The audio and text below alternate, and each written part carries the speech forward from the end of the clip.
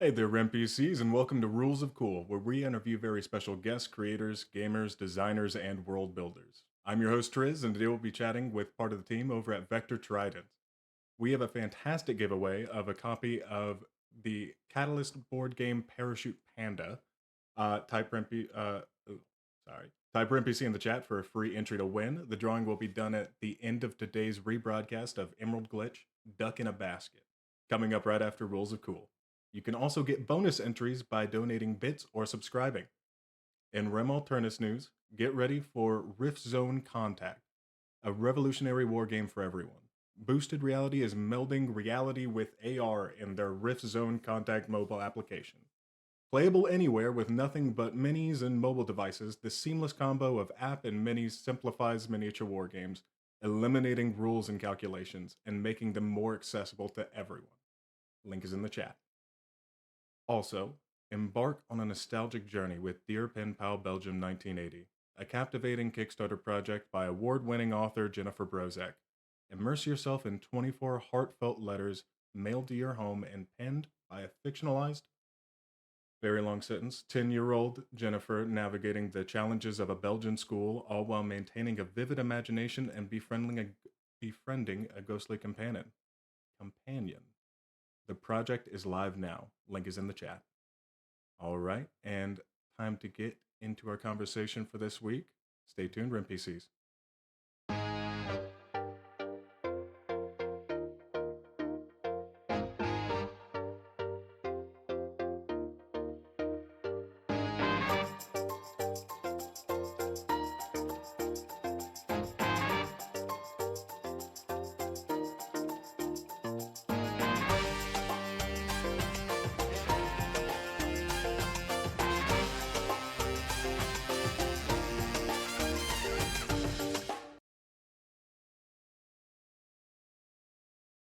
Welcome back, NPCs, and welcome back to you two, Grindle and Chopper. How are y'all doing?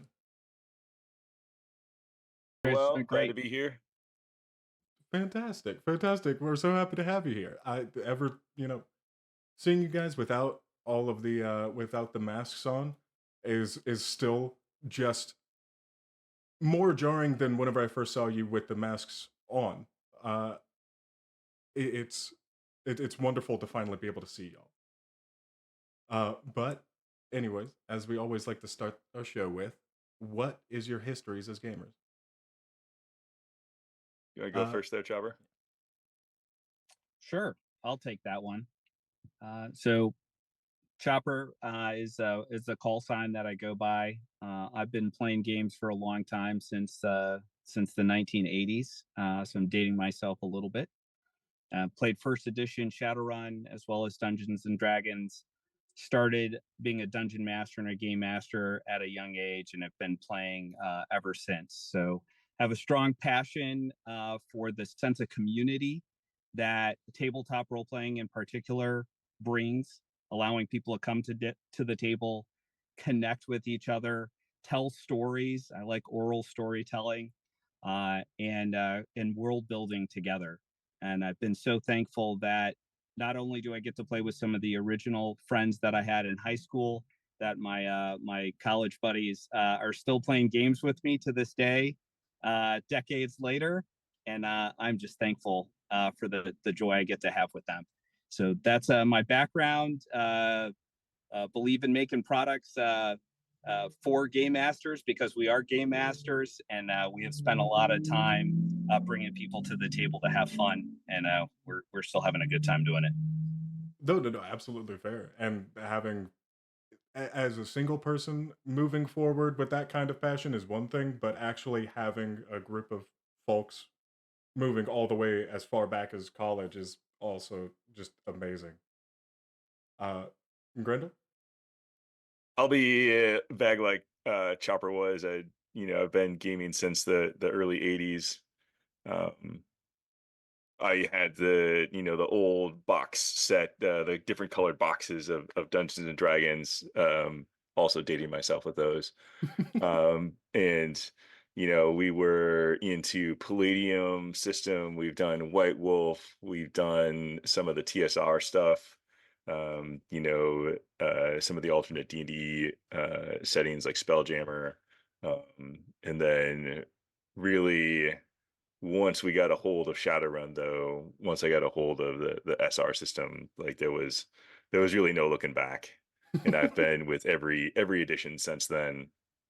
Some more preferred than others, but my sense of loyalty to the setting just drives me forward. I don't think that I've found a a melding quite as unique as SRs, where you have all of the different possible worlds coming together. Your normal everyday humanity paired with the potent power of magic, and also the awesome tech of cyberware, matrix, rigging, just the conglomeration of different worlds all coming together in a setting as dynamic as Shadowrun. I don't think nothing else has appealed to me since. So it's been quite a few years, and I've been lucky to be involved with some of the greater Shadowrun ecosystem, the individuals behind it who are responsible for bringing the game to the population.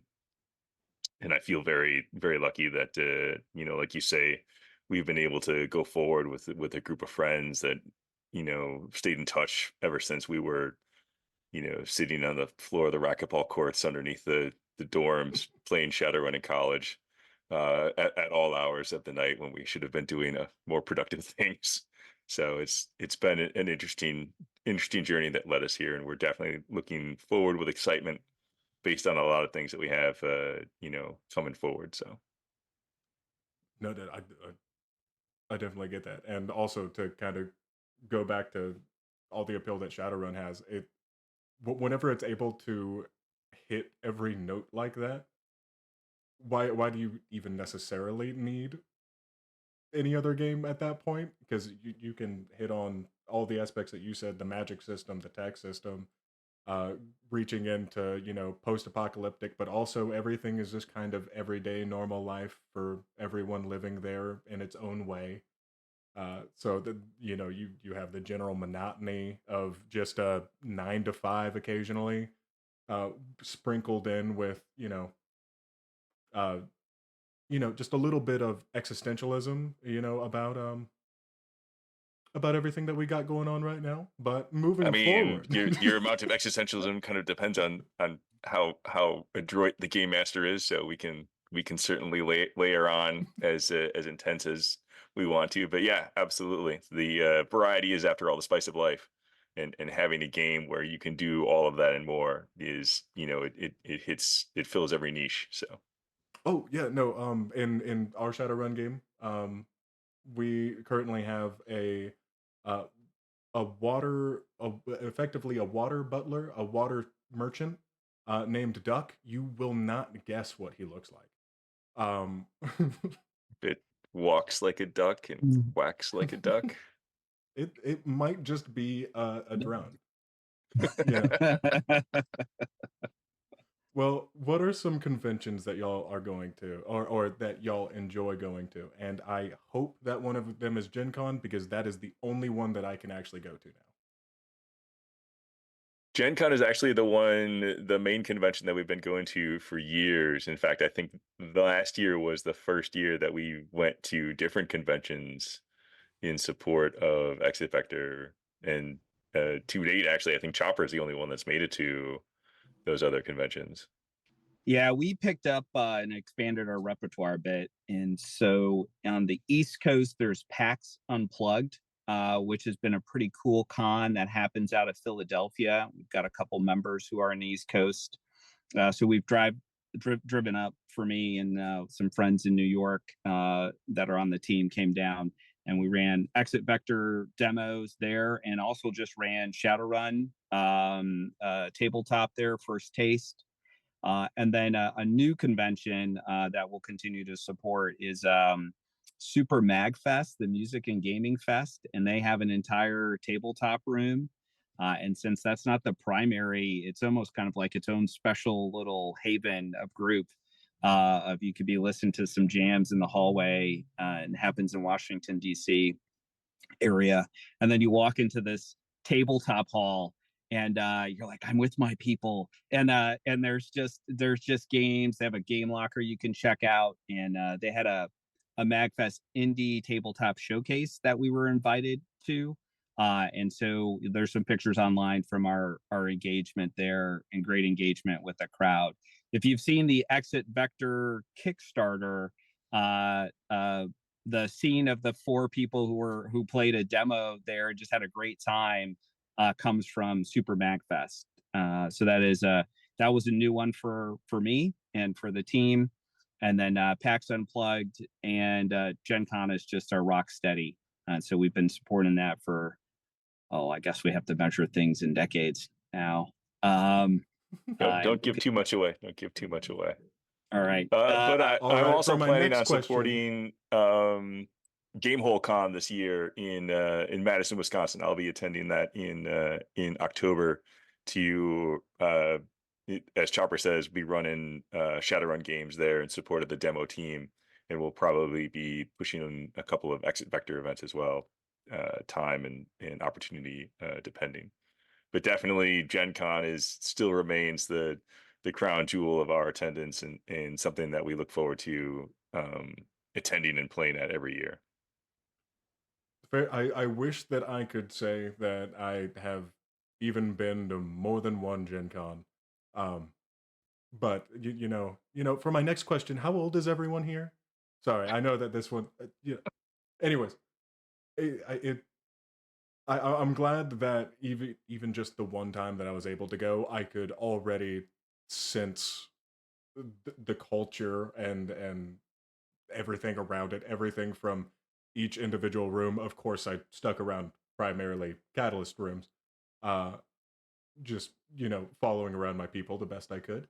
Um, but the few times that I got to go out and go into each individual uh, room and just check things out, I love the feeling that you get being at Gen Con, and I can only imagine it's the same going to some of these other cons. But it's all I have to work off of. Gen Con Some of is the definitely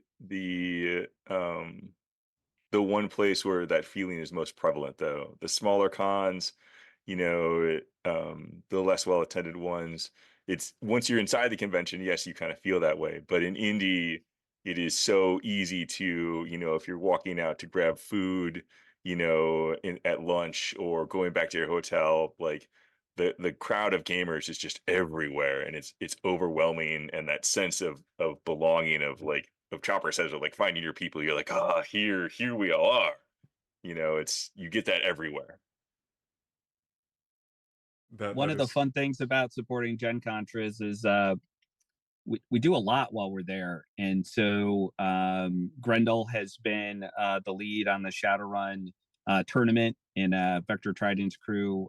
We roll deep on supporting that every year. Man, what a ton of fun. That's where I actually met Rem for the first time.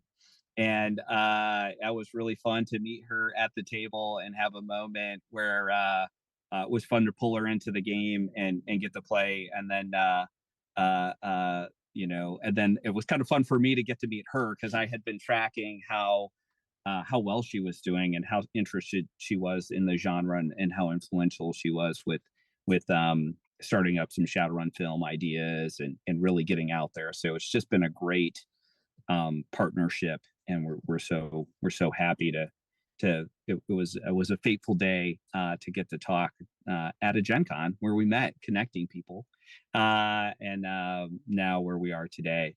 And then a bunch of other events, running Exit Vector for Shadowrun. We do a GM boot camp that happens there. That is one of the highlights of my year.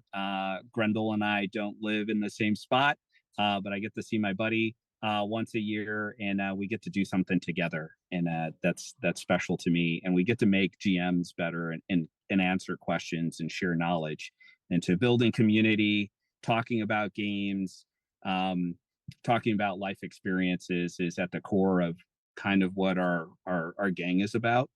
Mhm. And then making a game and getting it out there is just as part of that passion and embodiment of that passion. No, that's fantastic. That's fantastic. I especially being able to kind of bounce off someone who also is GMing, which kind of leads me into my next thing. How did y'all first get into GMing? We'll go Chopper first. All right. Uh, how did I first get into GMing? So, of course, first started as a dungeon master, playing that red box D&D edition, and ran that for friends and family for many years. And when some of the other systems, Grendel mentioned a bunch of FOSSA stuff. So I'm from Chicago originally, and FOSSA was right down the corner, like right down the street from where I went to school. So games that aren't in the repertoire anymore: Renegade Legion, Centurion, that Star Trek, Doctor Who, and then this game Shadowrun comes out, and that's where I really shifted over to this kind of concept of being a game master. But we still were playing White Wolf games and many other games. So I've been doing that and organizing groups because I like games for a long time now. And in high school, kind of created a gaming club. And then once we had a gaming club at our high school, we were big BattleTech players back then. And I still have a passion for BattleTech and taste for BattleTech. So I organized BattleTech battles versus other high schools, and then we had these events where we would be this battles got bigger and bigger and bigger of inviting different gaming groups together to come bring what they had, bring your lance to the table, bring your star to the table in the clan era, and just duke it out. And it turned out that as we fought each other, we started to find out that there was commonalities in our interests between these different high schools, and so that became like a Chicago thing. And then it kind of stopped there of like trying to go take over other cities. We never quite got to. But there are pictures of young Chopper um, organizing games all the way back in my teenage years, and then once we got to college, it kind of continued that we got together. This where Grendel and I met, and many of the other Vector Tridens crew, and we did that. We went big or go home. No Guts, no Galaxy, playing BattleTech and Shadowrun and many other games in an organized way with the aim to make us better. So that's my kind of story of how I got started out of necessity, and then after that, it just kind of became a lot of fun to weave a story together and see the light on people's faces when they realized that they came to the table and they all came with an idea of like something that could happen. And if you can set the conditions for them to have that moment, they're the sniper and they get that one moment in the tabletop game where they pull the trigger and that sweet shot, or they're that face that's trying to convince somebody to do something. That the joy you see in a player at a table is kind of why I keep doing it, because if you can replicate that, you just have a recipe for happiness, or at least I have a recipe for my happiness. So. Oh, well, absolutely. It doesn't matter what kind of person someone is, whether they're introvert, extrovert. Everyone wants to be the main character for a little while, at least. Got it. And Mhm. and giving them that moment to shine is the most beautiful thing. And Grendel? So when I first started out gaming years ago, when we had a small group of friends in middle school and high school, we all used to take turns because like no one really wants to like GM all the time. So everyone would take turns. We'd do, find the adventure booklet, and someone would run us through that adventure booklet, and then we'd pass the baton to the next person. So it was a very kind of like round robin democratic. Everyone had their turn to be the player, everyone had a turn to be the GM. And as time went on, like you kind of got the idea that there are some people that are better suited for telling stories and better able to tell stories, and those people tend to get pushed more to the forefront. And as Chopper says, like I'm a big fan of stories. I'm a storyteller at heart. I have a passion for creating the circumstances where, especially in a cooperative, environment like a role playing game table where, I don't have to dictate everyone's actions. I can just, set the stage and let everyone else bring their creativity to the stage and really, give them the opportunity to ad lib and act out and build their own stories, build their own adventures. It's been a really fun journey to go on. um Back in 2003, way back in 2003, I was at Gen Con as a player, and I was playing in the Shadowrun tournament, oddly enough, at that time. And back then, the Shadowrun tournament was an elimination style tournament. Your team was not guaranteed to progress on. You were graded on your performance every night. And the game master that my team for the first night was assigned was not a game master, actually, was someone that the demo team had drafted because they didn't have anybody else to sit at the tables. And as you might imagine, trying to play a game with someone who was not a game master, who wasn't familiar with the rules, who wasn't familiar with like handling players at a table did not go well at all. And I was fairly bitterly disappointed about it. I had come a ways. I had paid for my badge. I had paid the entry for the tournament. I was there to like enjoy, but I was also there to compete as well. And so afterwards, I was like, you know what? Not going to be if I can't help solve the problem, I'm not just going to like bitch about it. So I went and found the demo team lead, and I was like, hey, you guys are obviously short GMs. How do I become a part of the cadre? How do I help support?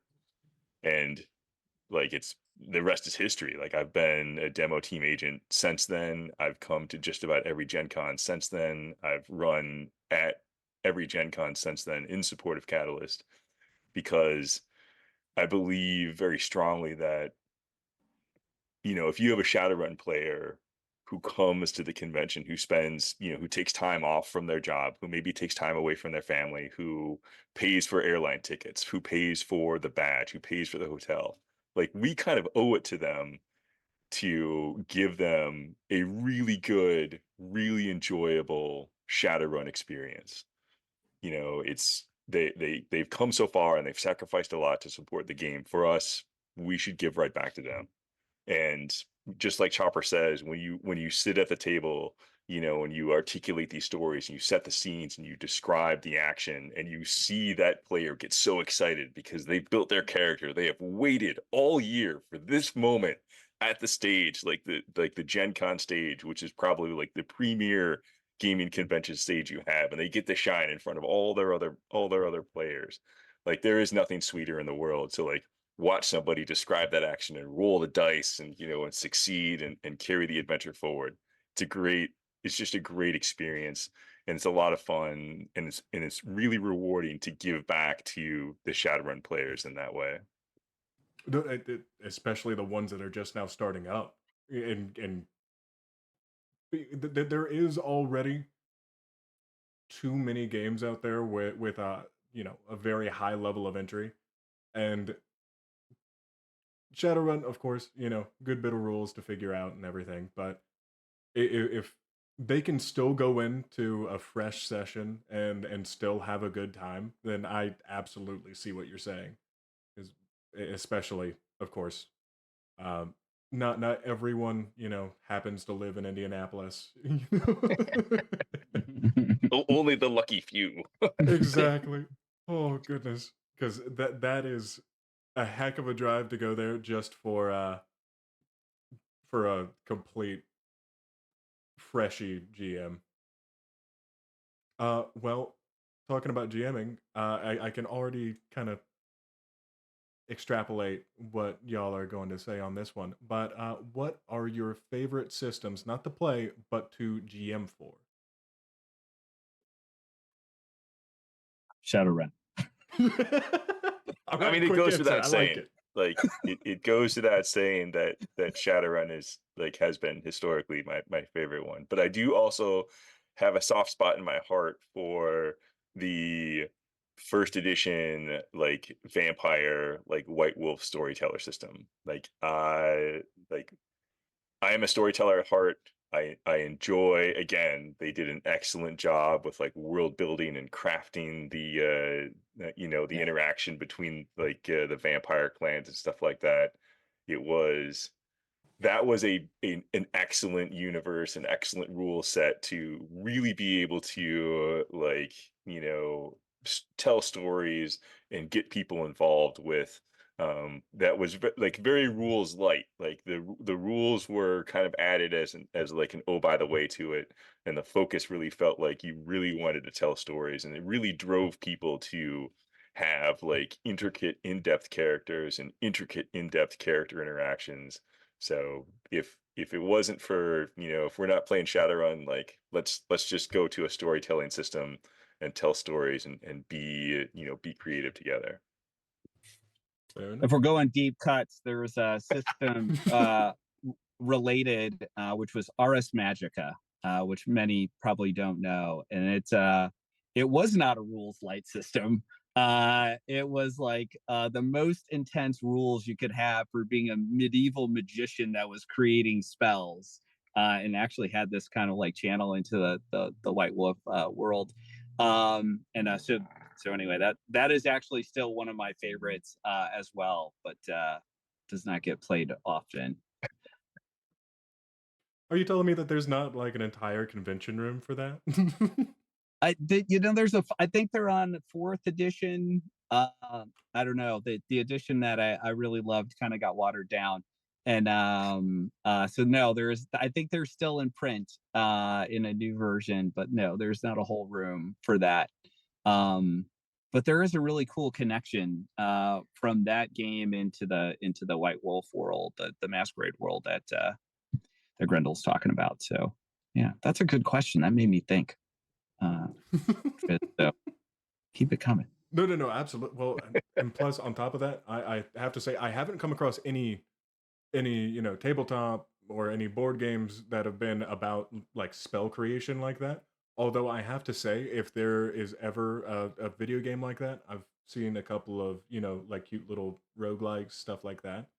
I adore those kinds of games. So I think I may be conflating the two a little bit too much, but still, that where that creativity lies, I love that. I love that, you know, combining of spells and stuff like that to make something even better. There's something I'd like to pitch in on that relates to exit vector. One of the things we have been paying attention to in Shadowrun and in our history of games that we have played is that barrier to entry you kind of mentioned. And so when we went into designing a game that could be system agnostic or definitely play with some with our favorite systems, um, we really looked at how could we make the barrier to entry low. And so exit vector is set up so that you can just slide into the table, and if you're going to use exit vector for Shadowrun in the Shadowrun world, we cleverly made very simple mechanics that completely interface and can upgrade. So you could go from rolling rules light, not a lot of dice, to rolling a whole bunch of dice, and then have another layer of complexity. And so that idea of scalability, of being able to be flexible in, hey, what kind of rule set do you need for your players as a GM? Where does your table want to be? Where do you want your campaign to be? You're not tied to um, rules light. We kind of go from like rules light to like full crunch, and we spend a lot of time working on that mechanic of flexibility. And I'm proud of it because it allows Shadowrun players to come in that maybe aren't jumping into the full set of rules, but we can get them into some vehicles. We can get them into some of the rigor type mechanics quickly, to kind of get them hooked, and then drag them over to like, hey, kit out your whole vehicle and all your drones, and go all the way with calculating your way to victory. Absolutely fair, absolutely. And just to plug it in there, that is also available on Drive-Through RPG, the exit vector for Shadowrun. Link should be in the chat, I believe. But uh, also, anything that you'd like to add to that, Grindel, about the kind of process going through, you know, making exit vector for Shadowrun as well? It was a process, Triz, and it's a good thing that I had Chopper there with me because I am definitely more of the like rules heavy crunch guy. Like I am fully of the opinion that if you are building a rule set, you should make it as complete as possible, and you should depend on the ingenuity of the GM to lower the bar to entry, rather than making the rules the entry bar. And yes, it was many hours of conversation between us, hashing out and deciding as to like what was an allowable level of crunch and what we could extrapolate and what we could make, simpler and faster and things of that. But I'm very proud of what we've done. Like for a company that never put out a supplement or a game before, I really think that we scored high on the rule set that we came up with, and the all the feedback that we've gotten from the events that we've run at Gen Con and Super Magfest at PAX Unplugged, everyone that sat down and run through the game with us, it's all been positive. Everyone has been excited about it. Everyone's like seen the utility of it, where you can take vehicle combat rules for a game that historically has not been about vehicle combat, and make it fast, make it fun, make it fairly realistic, and give. We talked earlier about everybody wants to come to the table and have their time to shine, and be the main character for a moment. And historically, it's been very difficult to do that for riggers. So one of our goals was to make it easy for the GM to do that for the rigger, and not make it cinematic. Like, it's easy to do it cinematically where we just sit down and describe what happens. But if we actually want to roll dice, if we actually want to have rules, and we want it to be fast, so the other players aren't like, well, I'm checking out, gonna go get some pizza while you guys roll dice for the next hour.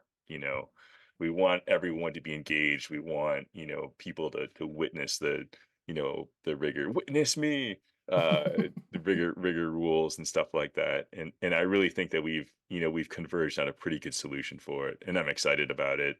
We put a lot of work into the book, and there may be some things coming down the line with the corrected second edition that we're about to put out that I can't really go into right now because we haven't ironed out all those details. But stay tuned. So Absolutely, fair enough. Fair enough. All right. Yeah, no, because I definitely understand the rolling for a few hours thing. How many drones can one rigger have? It's that's the wrong question to ask. The right question is, how many drones do you need to get the job done? That is no, that is that's the right fair. question to ask. That's completely fair. That's completely fair. My I have a little bit as a character who I am a decker, but talking to uh Convoy, our rigger. There's a whole little bit that we started off with going, how many of those things do you have? He has one of those little like drone fly swarm type things. I didn't even know you could have that. I didn't know that that was an option. Um, it terrifies me to make that many dice rolls. I mean, we can make things worse. Please don't. Please. No, no, no, Like we I like like this simpler. we haven't even started talking about, like, the swarm mechanics for drones is one thing, but we haven't even like really scratched the surface of, doing remote targeting for drones or anything like that, where your rigger could be kilometers away and still have effects on the battlefield via, all kinds of shared targeting. So we can definitely make things worse. That would honestly, it sounds awesome. I'm kind of joking. That sounds awesome, but I don't know because you are playing 3D chess with me right now, or 4D chess with me right now, and I'm like still learning how to play checkers.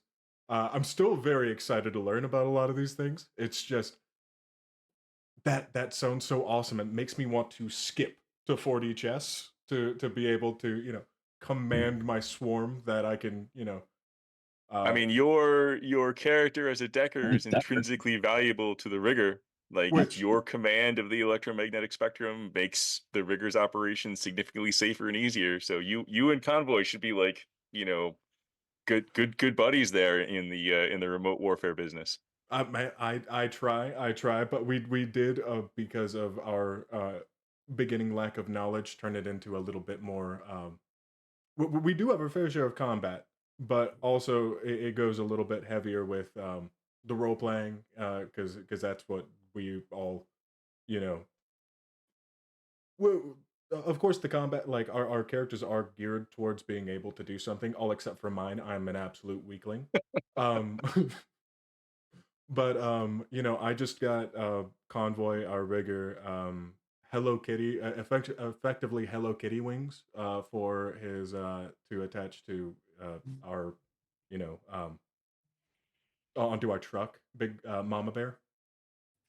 Um, I nicknamed her Mama Bird after that, and he nicknamed me a much ruder name. Um, One of the things we tried to capture with exit vector in you could of course could be a rigger flying solo at the controls, becoming the vehicle, flying through these buildings, fighting battles, um, uh, like a single seat fighter pilot.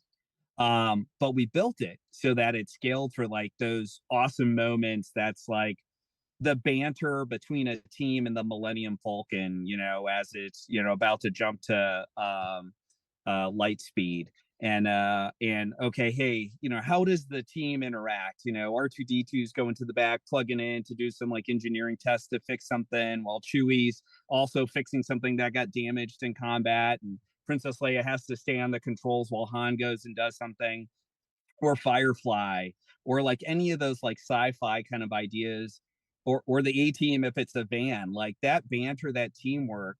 The vehicle itself can be a scene in an adventure where a lot of things can happen between a magician, a decker, a street sam, a rigger, and it doesn't have to be just about like we've designed it so that the rigger has the time to shine, but we don't sacrifice the rest of the party. And we give them this new stage in which that they can either be combat heavy and just go to town blowing stuff up, or they have these role playing opportunities that emerge in this new space, and then the idea of the vehicle almost becoming a character of itself, or being a character that's tied to that rigor. I, at least for one, find those fascinating moments. How do you create or blend with a system that allows you to have that banter, and then has the mechanic that allows you to kind of track where you are in space and time, so that if you want to go to gritty, you're cleared hot. And if you just want to focus on the role playing, you've got this beautiful domain to do that as you transit from point A to point B, and then get ready to like lower the back ramp and have your street stand with a high altitude, low opening, like shoot, pack, jump out, while the mage jumps out with the levitate spell, and the deckers backing that all up in the electronic domain. Um, Super fun. I think you're convincing me to force whoever DMs season 3 of Emerald Glitch to go ahead and implement some of these. We'd love it. Oh my goodness. Well, to hop off of Exit Vector for Shadowrun and straight into Exit Vector, we know that you've already been fully funded, which, by the way, congrats. There Thank you. are still stretch goals to reach. Um, can y'all just give me a little something about the game and the mechanics for anyone who hasn't played? Not an not for me, not an expert like me. obviously. But just for all the viewers out there, Yeah, sure. I can hit that up. So this is what. Oh, that Zoom did not work, but this is what the prototype box looks like, or the actual box that'll get shipped to you if you support the Kickstarter.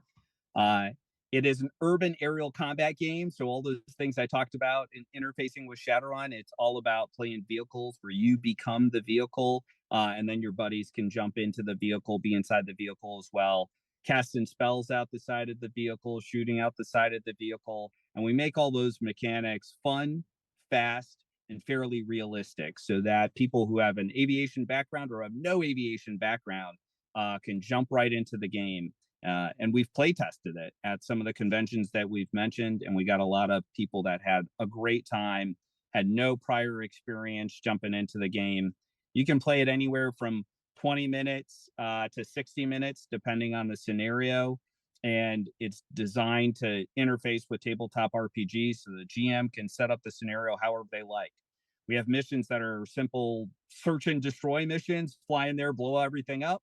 Our most common kind of mission set is you're playing like this criminal Uber driver where somebody might give you a call and need a rescue and immediate evac or pickup. And they're paying you money to fly in, pick them up, and get them out.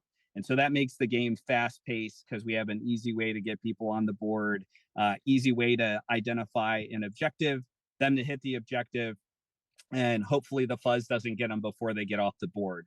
And that's why we call it exit vector. We have a token that is a start spot, a goal spot, and then an exit that you need to get out of. And we kind of have a boss mechanic that keeps the game moving and flowing. So that's a little bit about the game. Totally does integrate into Exit Vector for Shadowrun in that the box set, if you go with a physical set, comes with maps, minis, and then of course the rules and the mechanics that allow you to interface with different systems. But it's a standalone game. And then there's some add-ons for terrain and other things to make your life and your experience richer. Grendel, anything I missed you want to add on? Yeah, I mean, you encapsulated, all 97% of it, and I really think that the only thing I want to hit on or emphasize is the fact that the Kickstarter game, the Exit Vector game itself, is system agnostic. We have a version for Shadowrun, but the generic version that we have developed is suitable for any, you know, current or near future setting that you're playing in. So, Traveler or Starfinder, or, if you want to do, like, if we really want to go back, like Ninjas and Super Spies, or, some of the classic Palladium settings, anything where you've got, an urban setting, anywhere that you've got vehicles moving at speed through the urban setting, you can use this rule set, these miniatures, these maps, to simulate, those interactions, and to speed along the encounter, so that, like Chopper says, we can focus on the mechanics. We can have things that are fairly realistic, but at the same time, we don't sacrifice, the role playing aspect and the character interaction aspect. So. I'll fill in a couple extra percent so we can get to kind of a 99% understanding of the game. rounded off. There's a virtual tabletop component as well. And so there's an electronic pack that you can just buy where we have tokens, Roll20 integration. So if you're a virtual player, all of the mechanics work with that. And on the video that's on the Kickstarter site, you'll see some images of us doing that and play testing those things. So that's up and running and ready to go. So that if you're not, we love tabletop in-person role playing where you can throw a map down in the middle of the table and get after it. And then something very exciting for me as we're getting the Kickstarter ready, I've got a young son, and he wanted to get out the set and just opened it up and threw it down. And we started looking at the pieces and reading the things and played through a whole round. So it's pretty accessible, just as a game you can put on your coffee table and play for 20 minutes, especially if you're interested in kind of that high speed, low drag aerial combat kind of scenario of like, oh, what would it be like to fly a futuristic helicopter, Blade Runner style through the canyons of the city, or something like, you're on Coruscant and you're jumping out of vehicles, interacting. So many uses in that dark dystopian kind of world. Any place where there was sufficient technology to have flying cars. So yeah, we're really excited to be fully funded, and we're really excited to get after some of those stretch goals because we have some more maps that we would like to get into production, and that those funds would allow us to add those extra maps to the packs. And if we get up to some of these, we got some cool ideas for some new mystery minis. And we would love to get to the part where we can put some dollars to work on getting those minis out. And we super enjoy our partnership and the grace that Death Ray Designs gives us, awesome designs, and our other partners, Legendary Pants, for their dice that they put out, and Map Master battle maps for their maps, and then of course Alternis for the awesome marketing support and just fellowship. That's out to you, Bree. Also, tell us what that next stretch goal is for them, and because I don't know exactly how close they are right now. I think the next stretch goal is going to be an updated map. And so we have an add-on where we have a very large map. It's a 4 foot by 4 foot map, and then that map is amazing. So that's not the stretch goal. That map is created and ready, and you could go buy it. What we're gonna do is different. Is we have for the Game Master on the Go paper maps that come with easy rules that are on the side that you can just throw down on the table. And we break this larger section up into sectors, into 6 sectors. So this extra map is a base map that we already have in the kit. And you can take this other map and just slide it right next to it. And all the hexes kind of line up. So you have this 2 sector map, this bigger map. And then if we keep going with the stretch goals, it'll allow us to build out extra sectors of those maps and put them in the sets so that you not only have a 16-inch by 24-inch paper map, but you can add one on, just kind of like Battletech, where you can add another map right to it and have extra play space. And so we would like to keep that ball rolling and have the funds to kind of put those maps out there and then get into some extra minis. But that is the next milestone for us. Large tables are not included, though. You're going to have to provide your own massive gaming surface to support the giant map that we have. Everyone, just play, just sprawl out on the floor, get yourself a blanket, just get real comfy, because if you're like me, and I have only ever played BattleTech once. I know it's sacrilegious. I know, but if given the opportunity, I would just lay it out across the entire living room. Also, I love the fact that the 4x4 wasn't even the stretch goal. That's just what they get. Well, so that's an add-on. I'll say that Oh, well, the still. 4x4 is completed. What we haven't done is chunked it up. So that's an add-on. It's our most premium map. This map in person is probably not for everybody, but it is boss. It is a good map, but it comes in a 4 foot tube. So we just got to a kind of a shipping challenge, but for those who, and we do have some backers that went for that large map, so we will be producing those and shipping those out at some of the higher tiers. And The just to be smart clear, backers went for that. Everybody who loves maps went for that map, because at every convention that we've been to where we've shown that map down, that is the thing that draws people's attention. It's not our banners, not the cool vests we wear. It's not none of the rest of that jazz. It's the map. Everyone's like, whoa. I can't say that I'm any better. I really can't, because if I saw a 4x4 map, I would just be kind of befuddled. Like, that is, at that point, that looks like a blanket. Like, that it very well could be, at least for Brie. Um, but I'm so in love with that. I know that y'all have already brought up a little bit of kind of what led you down the GMing trail and everything like that. Um, but what sparked the idea for this project? Well, Chopper sparked the idea for this project. It's his fault. Chopper it's my knows all of it.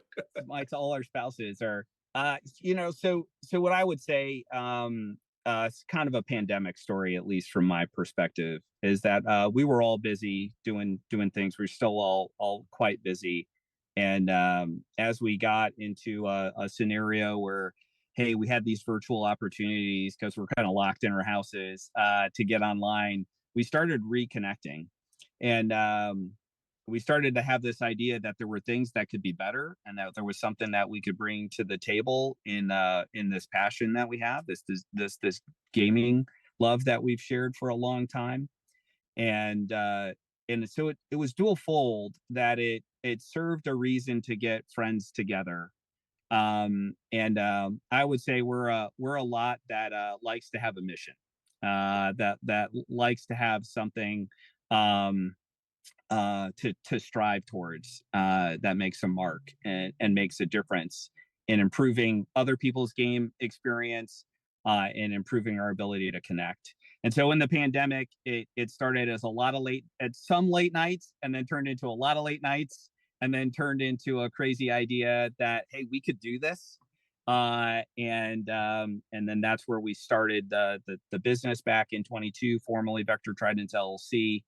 And we got really serious um, about putting out some products. And then Hollow Streets, in Grendel's just excellent editing and wordsmithing got us over the fence, as well as some of our other Matt and OC and Dags, all just put in a lot of hours for us to get something out. And I'm really proud of it. I'm really proud of the team.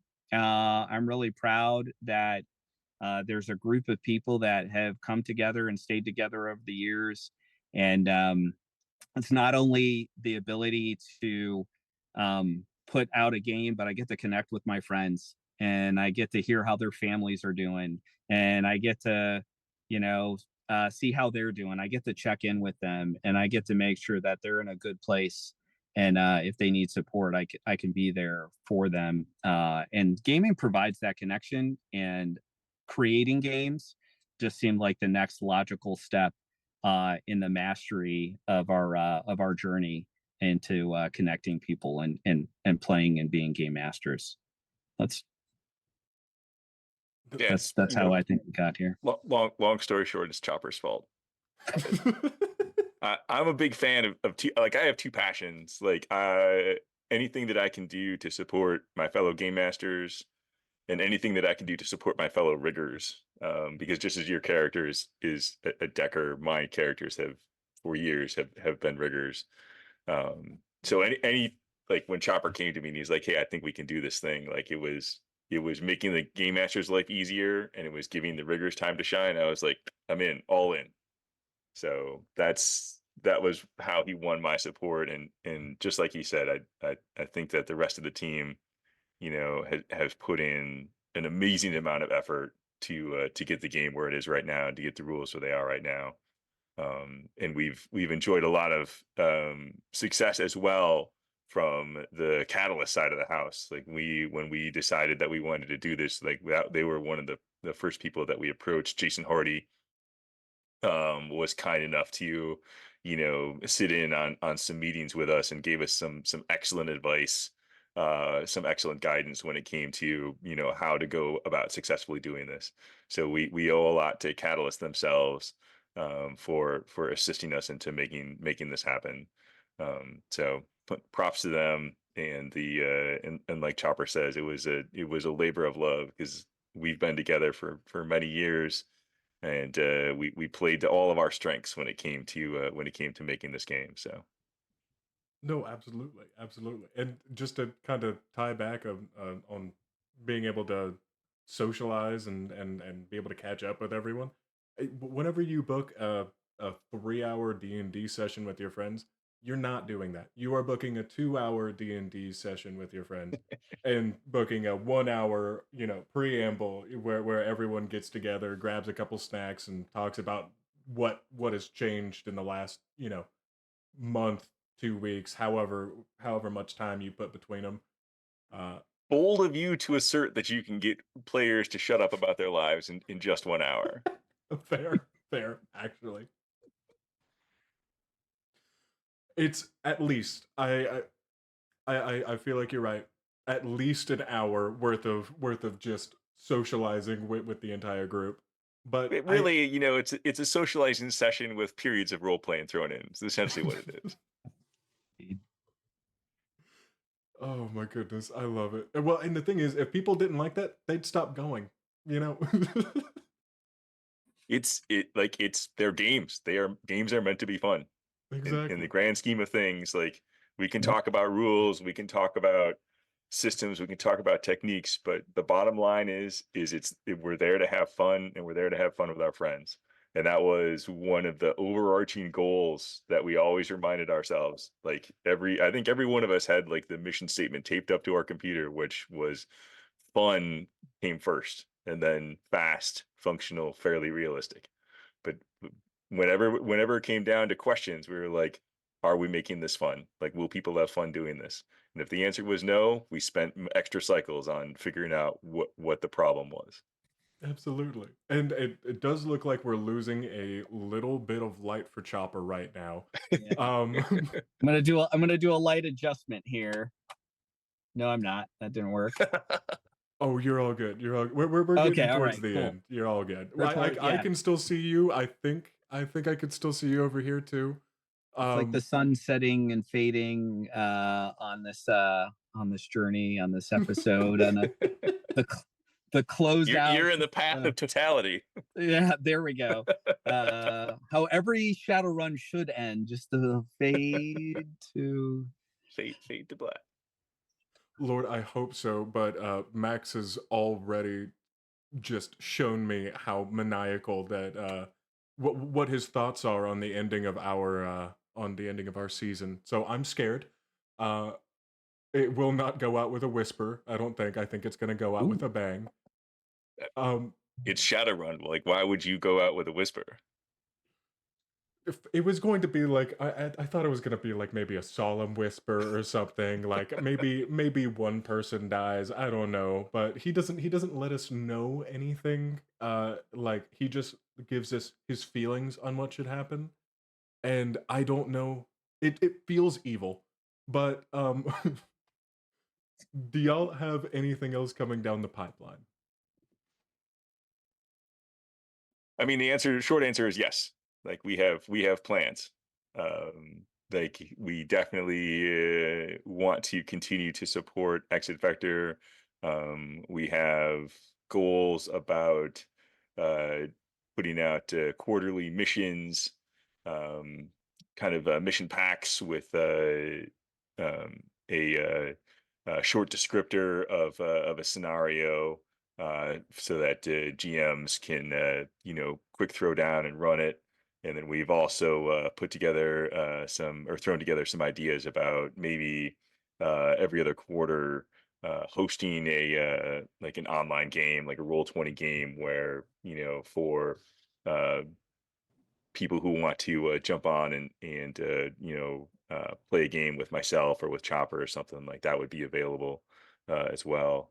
So we do have ideas about how to support the X Vector ecosystem, and how to make it easy for GMs to utilize the game, or to approach us to ask questions about how to utilize the game and how to adapt it for their tables.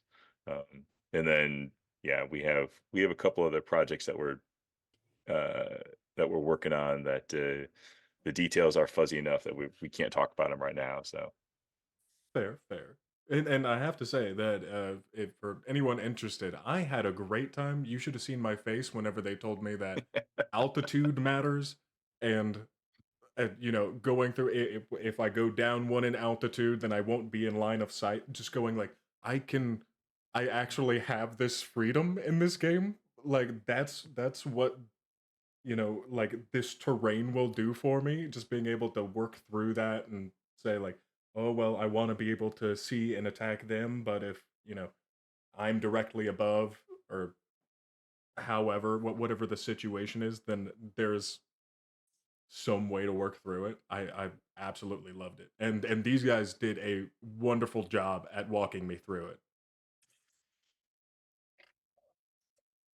We were Chop, happy to have you. It was a good time. thank you, thank you. Well, if there's not anything else to add about what's coming up, Chopper, I think you might still kind of be here, maybe. There Maybe, we sort go. of. Um, Improvising. No, that Grendel really captured it, and the thing that we talk about as an enterprise, as a company, as a team, is we want to put out products. We are game masters, so we're kind of like for game masters by game masters, because we think if we get the game masters an easier time at the table, the players are just going to have a whole lot more fun. And so that means that making games that are highly playable just comes with it. And so reach out to us. We want to connect with you. We want you to support the Kickstarter, and one of our values is building community. And we want to build community with you, and practice great gameplay at a high level, and enjoy some laughs together. So come check us out on the Kickstarter. Come check us out on our website, vectortridens.com, and we're on the socials, Instagram and Facebook.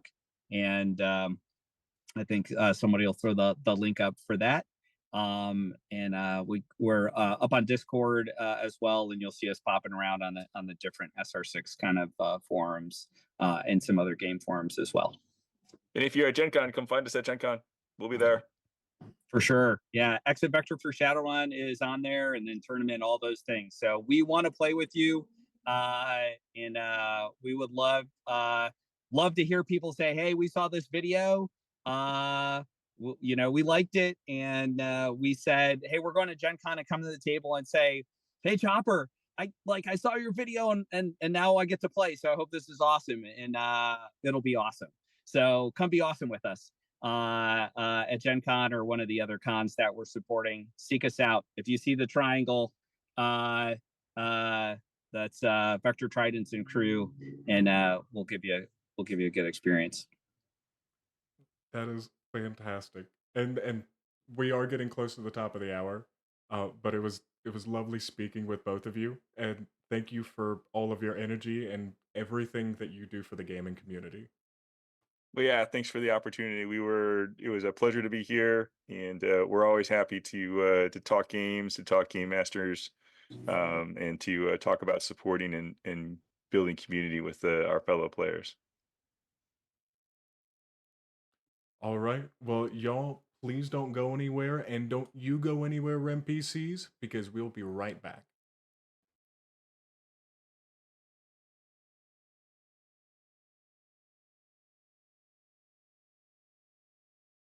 Ooh, and don't forget that we have a wonderful giveaway of Parachute Panda. Thank you to the team over at Catalyst for donating such a wonderful prize. Type REMPC in the chat for your free entry to win, and don't forget about bonus entries.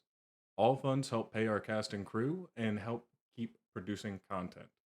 Thank you all for joining. Now on to our rebroadcast of Shadowrun Emerald Glitch, Duck in a Basket. See you there, REMPCs.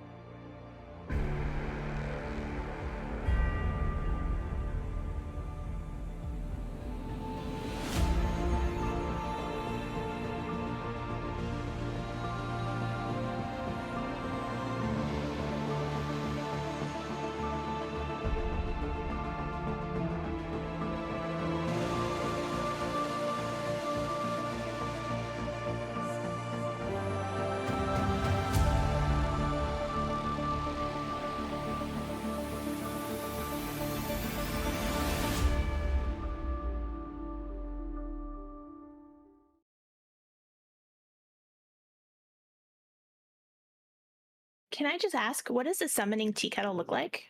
Oh, a summoning tea kettle. It is made out of cast iron that has been painted ritually with symbols in blood, obviously, that are Oh, then coated obviously. and shellacked over so that they don't flake off, that way it can last for centuries.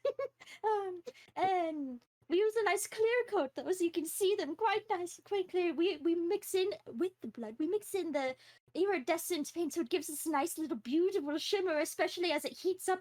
And as you heat it up, that's where the magic happens, because that is when all of the symbols start to glow and get bright and beautiful. And as the tea kettle whistles, that is the summoning ritual complete. If you have an interest in using the summoning tea kettle, or taking part in any of the other worlds in our games, you don't have to have experience. Just join our Discord, and the GMs will work with you and help you find a game you enjoy. The link is in the chat. Ready to level up your cosplay game? Check out the Geek Forge on Etsy. With a variety of props to give your photos that extra spark, you'll find just what you need. Hold magical fire in the palm of your hand, or take a potion to restore your mana. With a large variety of colors, you can choose your own magical flavor for your cosplay. Bring drama to your photo shoots with these vibrant props and more, all available at the Geek Forge. Are you ready to level up your cosplay?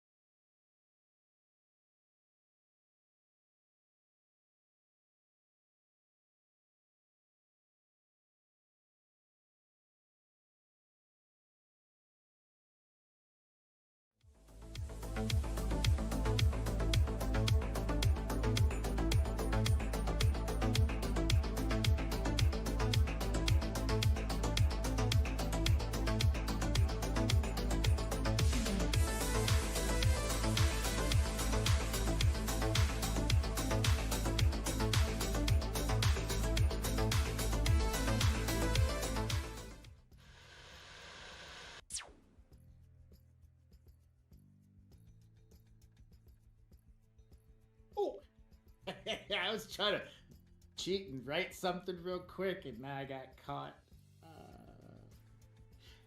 Hey everybody, welcome back to another episode of the Emerald Glitch here on Gen Con TV. I'm Max from Original Box Set, and we're hanging out with the Rem Alternis people doing Shadowrun 6th edition. And so we're playing catch up with the group. They got the bomb. It was actually a pretty easy run. Not really. There was some tension building. They got in. They got out. There was some stuff, some analog. If you want to see more, go back, watch that episode. It was Destiny's Calling, and it's from a 1-800 number, from an 800 number. It was good stuff. The follow-up to that one, it was the follow-up to that one was them doing a bunch of like soul searching and whatnot. But in the process of getting back, they see that Bot Technologies has come to repossess its ice and containers, mainly the containers. They're worth almost as much as the ice. And, you know, it's hard to find a good box these days. Like, most of them are under a bridge or holding a refrigerator. So, you know, keep them while you got them. Maybe add some duct tape to them and stuff like that. Keep those boxes together. Duct tape? Duct tape, yeah. I hope you meant to do that. And so one of those boxes, we have a passenger that was abducted against his... Come on, you got the... Against his yeah. So Duck was abducted and he was being hauled off when the group saw him last, and so that's where we're picking up. We're gonna kind of segue into having with us Nova, and Techno Siren is not with us tonight, so we're just gonna be like boo, boo, boo, and then one's there and the other one's not, and it's not gonna be weird at all. So, and now it's Christian's turn. All right, and now it's my turn. For tonight's giveaway, please drop hashtag RemPC in the chat, and you'll be entered for a chance to win the Shadowrun 6E Core Rulebook. Our winner will be announced tonight at the end of the episode, and you'll be reached out via Twitch Whispers. And reminder, you can get 7 additional entries if you subscribe to Gen Con TV today. And don't forget that for every 100 bits you donate, you get another entry. Not only that, you can help me, specifically me, by donating bits. For every 100 bits you give us, you get 1 NERP to use, and that's an additional 3 dice you can add to a roll. For 300 bits, you can give a player 1 edge, and 500 bits, you can give a player 4 edge. And by player, they of course mean Convoy. But I guess you could possibly give them to the other players, or you could give them to Max if you hate everything. But please donate. Please hit that hashtag RunPC for a chance to win that Shadowrun 6E Core Rulebook.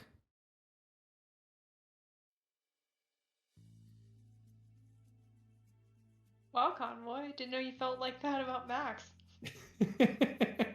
Nobody help Max. He doesn't need it.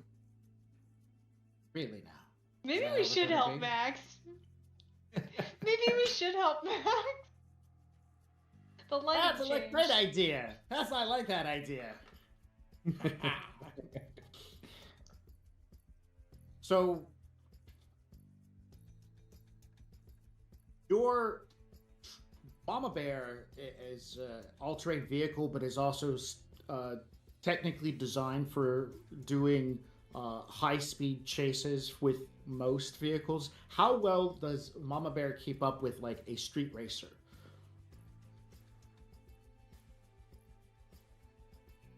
I think Mama Bear does decently well, but I mean, it's not going to have... Mama Bear doesn't have the top speed to keep up with a street racer. Right, so this cargo helicopter, drone-powered, maybe there's real people in there, who knows? We don't know yet, there's lots of questions. Will have top speed equivalent to some sort of ground racer, like 150, 200, 250, something like that. That's the kind of like top speed you'd be thinking about. Also, it's not pinned to going across the ground. It has a direct line that it needs to fly, or can make curved around buildings and stuff like that. So you guys have to do some plotting and thinking. I also have a random chart that tells me what's going on in the streets and the traffic for the city as well as where you're driving. The good news is you don't have to worry about rain. That's not till later today. Oh, several hours away, like 3. So, let's powwow for a moment and figure out how we're going to get Duck back. Or, if we're not going to get Duck back, let Duck get captured and then go try to find Duck logically by doing some legwork and some kind of like sleuthing and then sneaking in and the look on you guys' faces. We've got drones. We don't need another whole job just to get the Duck. I mean, he is your water guy. He's got water. That's all he can do is find water. No, but still, definitely get him from. Definitely try to catch him en route. Right. While we're here. Okay. Right. I mean, all right. So, what do you guys want to do? I'm listening. Here's the thing: we can try. We can try to chase him down, but Mom Bear's not gonna be able to keep up for much longer. What is more likely to happen is we're gonna get a general direction of which way they're going, and then we're gonna be able to logically deduce where they're headed, right? Based on some knowledge checks in the old Matrix. Cool. Does Nova have any 2 cents to toss in onto this tin hat? Was it in the absence of air resistance, all objects accelerate toward the ground at the same rate, about 9.8 meters squared? A second squared? That's per second squared, correct. But there's also the friction of the atmosphere itself that it creates will reduce some drag based upon the actual shape of the falling object. A feather versus a bowling ball. That's why a feather that weighs a ton and a bowling ball that weighs a ton drop at a different rate. But in a vacuum, they fall at the same rate. That, on the other hand, a flailing anthro drone might be okay. Maybe he can, like, wiggle his arms a bunch. Yeah, so I say we tell him to jump and we try to catch him. And if that doesn't work, we have a backup plan. Yeah. Excellent. So, let's do some chase rules. I know that Convoy is eager to do the chasing. Always. And what we're going to focus in on is the initiatives between the group and the initiative of the helicopter drone, or heli drone is what I'm calling it. So, the heli drone doesn't know you guys are there at this point in time or in pursuit. But for the purpose of tracking, this is going to be a bit of a numbers game, and we're going to throw in some cool descriptions, and you guys can kind of like segue in and out. I'm going to hit the initiative. I'm going to clear these initiatives. Do I need to clear them? How does this thing work? Remove all turns. Oh, you know what? This is going to work because I don't have an icon. Actually, I do. Are you sure you want to clear the turn list? Do I want to do this? Yes. Yeah, you can clear. Yeah. Okay. It worked. All right. So I hit initiative for the heli drone, and I got a 21. Why did it put it for Arcole? Did you roll 2 Arcole? Just now? No.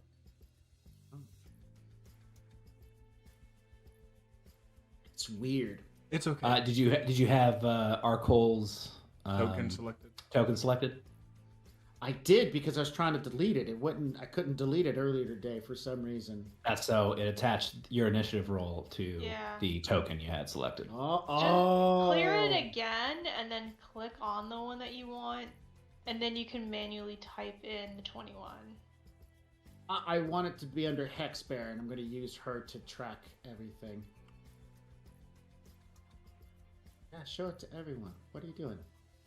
I don't know. How about that? 16! Ha-ha! There we go. Now here's a question: did I have time to jump in or not? Sure. Cool. Oh, and edge pools are refreshed. And I don't know if anybody had any like temporary. Oh my god, 39! Why am I even trying?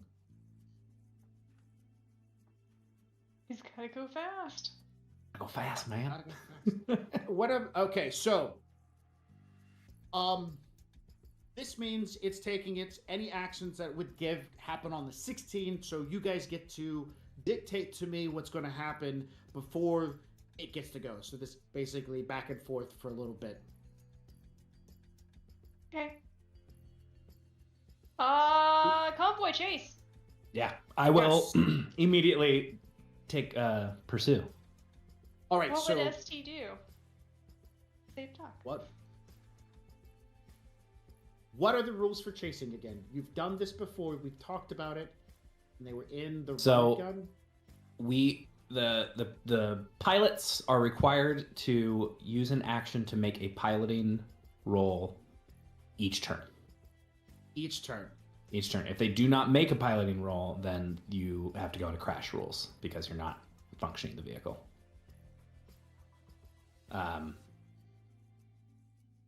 And there is, that's mostly it. It kind of goes back and forth, kind of going around. You can decide if there are factors, like you said, you got that table, right? That'll add modifiers to my rolls if we're in different terrains and stuff, rolls right? as well. Exactly. Right. We got that going on. So first, we have to also do a couple other things. If you remember, we have to designate how far apart you guys were, right? Mm-hmm. So I think, based upon like human perception, the ability to see shit like that, you guys should be.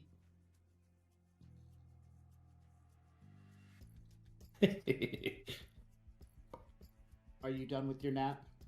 Can I have everything back, please? You're wonderful. Go over there. I believe you guys should be near, because that would be an idea of that. Oh, hey, what's that going on? Oh my gosh! And then the ring, ring, ring. Oh my goodness, Duck's in there. So I think the range we should set it at as near, so you get to go first. And when we look at this chase, let me find it again.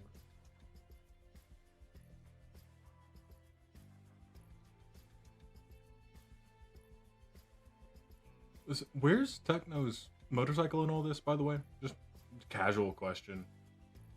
Because I know that Convoy got it. Or not Probably as drove tame. up. Picked her up, and then drove her home. Okay. I don't have the right book open. Good news, though. I can click here. Click onto the homey bit. Home. Where is it? No, that's my taxes. Is it under firing squad? Hack and Chase- slash. Double clutch. Double clutch. And you want to go to page Battletech 175. Empire alone. Hang on, I'm looking. Couple of resumes. Step 1 is Self-ed. describe environment. Step 2 is chase target and ranges, which we've kind of discussed a little bit, right? Okay. And- Yeah, right.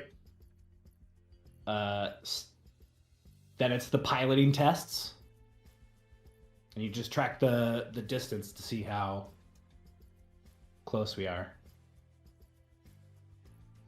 Excellent. Well, I'm very glad that you were able to find that. I apparently have a lot of PDFs listed, so many that I could not find the one I needed. Double clutch is All like right. the one is the Bible for riggers. So we've determined the range is near. Let's kind of talk about the terrain real quick. I'm going to pull out 2d6 and go to my little charty chart. 2d6. I got a 9. I think it's under...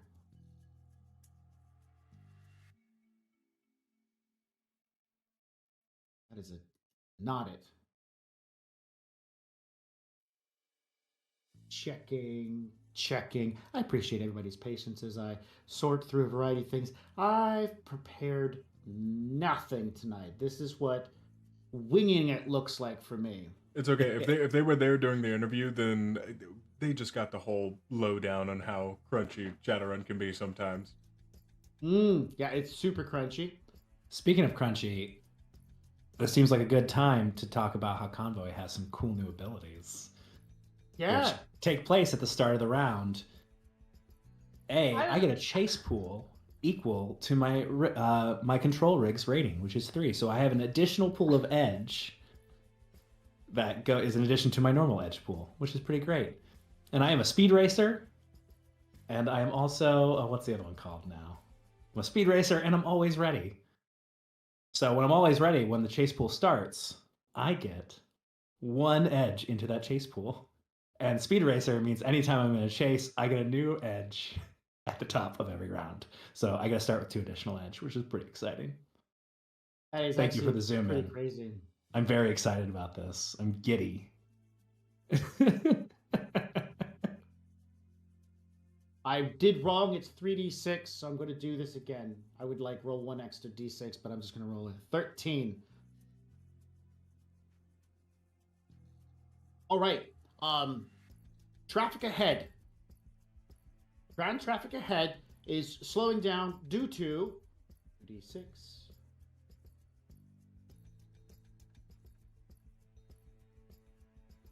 A shootout in an intersection.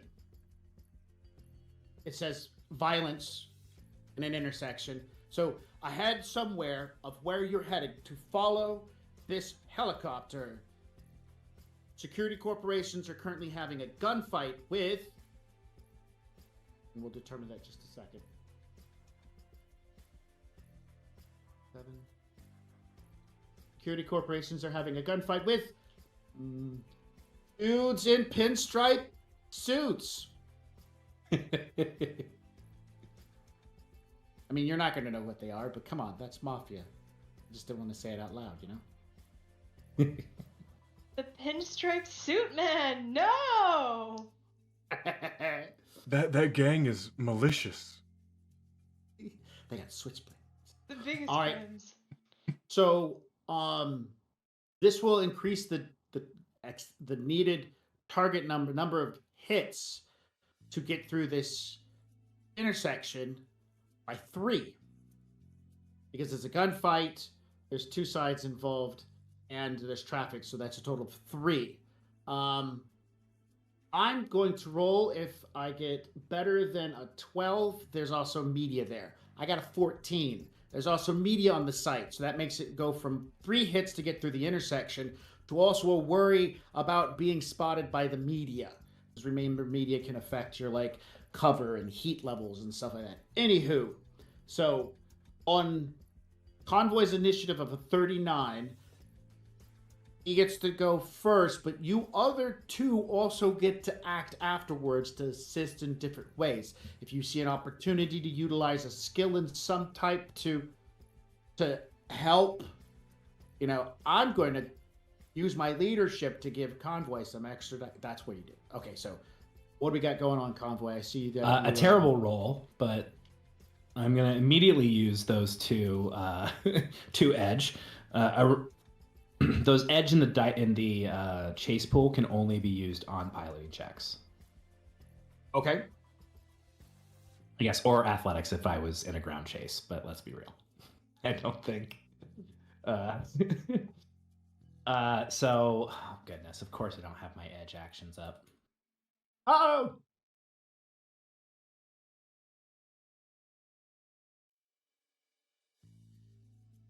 I'm going to use those 2, and I'll use another 2 from my personal to reroll. Roll a 4. To reroll those misses.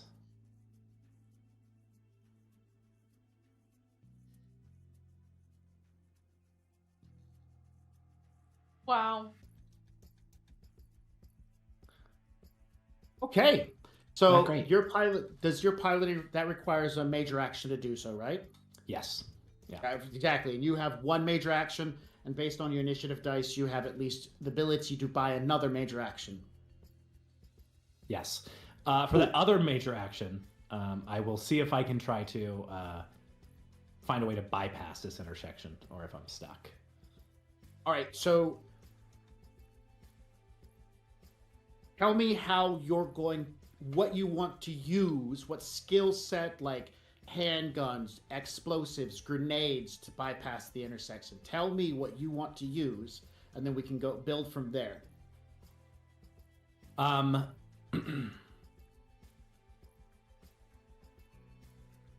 mean, I could probably use my perception.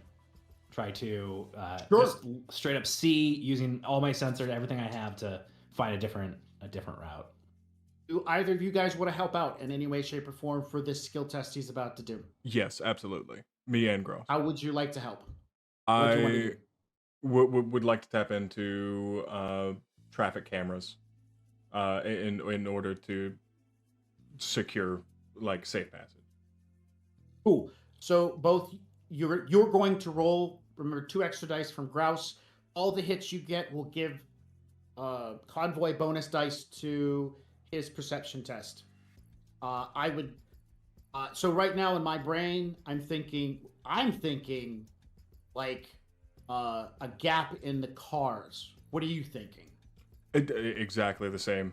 Like just an easy way to weave through that doesn't call a lot of attention, if at all possible. Cool. So above view, looking down, go ahead and make your matrix perception roll, and those hits are going to be bonus dice toward Convoy. Convoy, what about you? What are you thinking as far as it goes for how you're going to get through this area? I'm looking to see if there is another direction. If there's like I imagine I'm looking to see if there is a side street that I can like Side through street. traffic and avoid for a second, and that's a little more clear and is gonna let us avoid the media in this shootout. Awesome. Well, 5 extra dice to your roll, and Nova, do you want assist in this in any way, shape, or form? Like looking out or stabbing people or shooting people? I think I'm gonna call Duck and tell him to open the door of his home. All right. That's a minor action amongst all your things, so it's not going to consume your major action. Nope.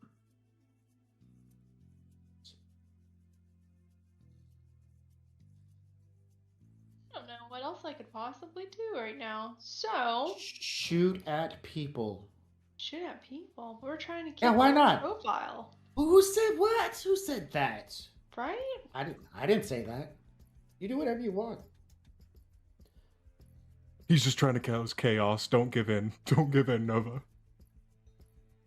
The audience out there, please give me some edge points. I'm going to shoot.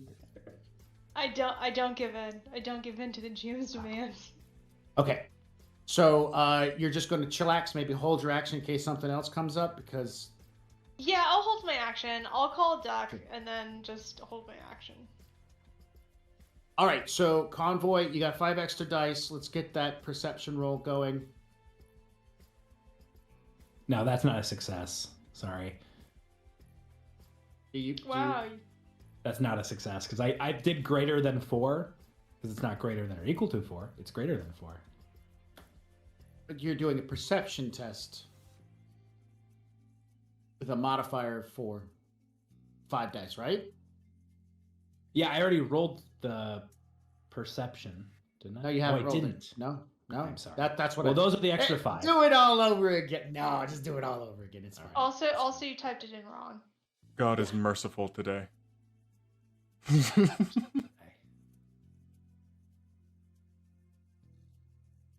There we go. 3 hits Oh, go is ahead. good. 3 hits is good. I was kind of hoping. So for as far as it goes for a way through traffic, like pin wise through traffic, like our Cole and I were talking, I was looking toward 5s and 6s. For an alternate route to get around quickly, I was hoping for like 4. But since you only got 3, can I give him? I feel that your TomTom suddenly gives you directions through the subway. Oh my god. How much edge do you have left, Christian? I just got one for making an intuition check, so I've got 4 currently. I'll spend 2 of mine to give you one. Okay. I can roll. I don't have any 4s. I give you some encouragement. I say maybe you don't listen to that, Tom. All right, why not? Edge is there to be spent. Right? Yes. Reroll Spent and fails. earned. So I'm gonna re-roll those failures. And drum roll, please. 6. Oh my god, There we that's go. 9 hits. Incredible. So, Arcole, while you're looking through the cameras and everything, and the TomTom immediately reroutes to go through the subway, under the street, and back up the next flight of stairs, which would not be an easy moment in time. And Convoy is just like, oh, we can't do that. And you notice that the program that's currently running to help lay out and map out is making a few mathematical errors. You quickly make some adjustments and lay out some guidelines, and it kind of points in the direction of going through traffic by driving through the fire lane and then weaving in and out through parked cars into traffic and onto the curb. The only thing is that you're going to have to do stealthy stealth to get past the police while you blatantly break the rules of driving on the sidewalk and stuff like that.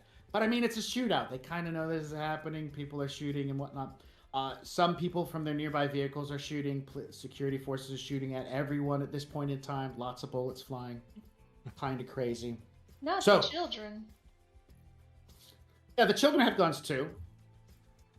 Not the children! What do you In a have? more Alright. panicked voice. A knife. No. All right, so you got a 3 on your previous piloting roll. No, you got a 1, didn't you? And then you re-rolled to a 3.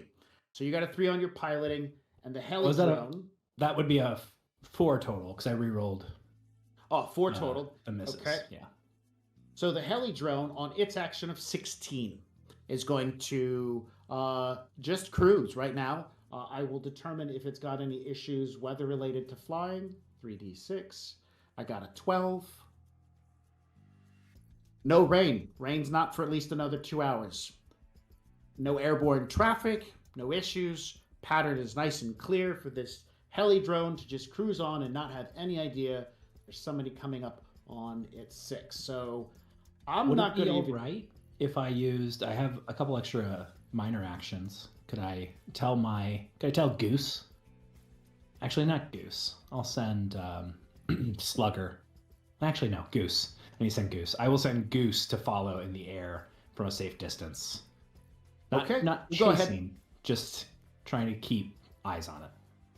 Technically, that is chasing, and all you want to do is never gain. You want to always take advantage of not gaining on them. So you want to equal or exceed their piloting roll at all points in time. So if you want to go ahead and roll for Goose, piloting.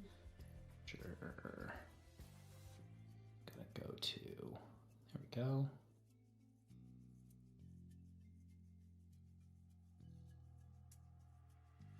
Excellent. 3. All right, now let's get this heli drone to do its thing. Let's get the heli drone to do it. Oh, come on. I pushed the button. Oh, you know why? That's why. The modifier thing is turned on. Let's cancel.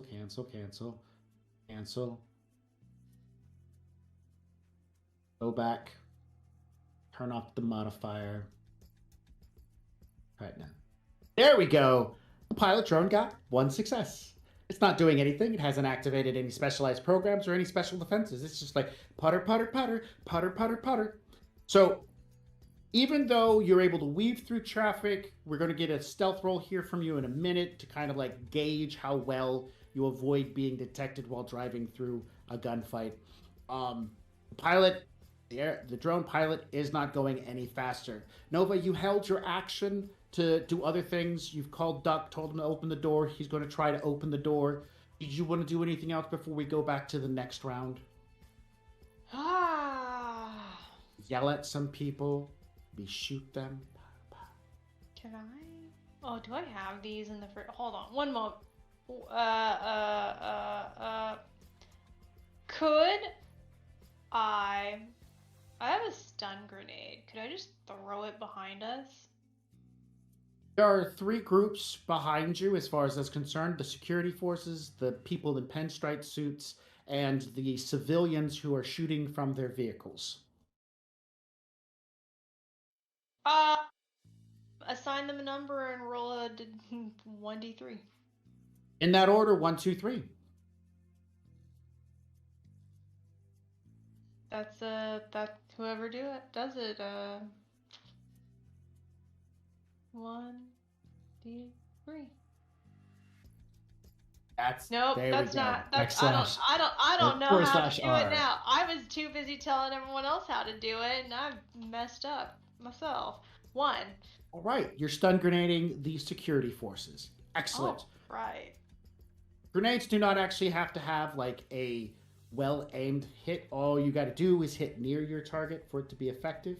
So can I do something like can I roll a stealth roll to be like sneaky about it? Heck yes. Okay, let me roll stealth. Oh, do I have any special things? Hold on, core. You know, you could learn this game too, viewers, if you enter in a hashtag RunPC into the chat to win the core rulebook. And you can get started on learning all of the crunchy. Crunchy. Crunch. Submit. 5 hits. 5, that's really good. I'll make a perception rolls later based upon that 5. So you need to do an athletics plus agility to throw the grenade. Let's see. Then we have to see if that's 4. A location round, but anyone in the blast rider. Avoid incoming minor acts. Okay, so they could make a dodge, dive if they see it, but you made a stealth, so we got to roll against that. So I got me some. Ooh, I'm going to spend 2 edge to turn that 4 into a 5. Giving you 1 extra success. Yeah, give me 1 extra success. Okay, so that brings me down to that again. Alright. Alright. Security force number 1 got 1 success. Security force number 2 got 4. He is on top of things. Not enough, though. And the last set of the third, this is in groups of 2, by the way, so it's total of 6 security individuals. Got 2. Nobody see you throw the grenade. Nobody has a clue. It hits the ground. Tink, tink, tink. They have no idea. So they cannot utilize a minor action to dive for cover. I'm going to roll for stun. We compare the attack rating of the grenade versus their defense rating of their armor. My grenades are...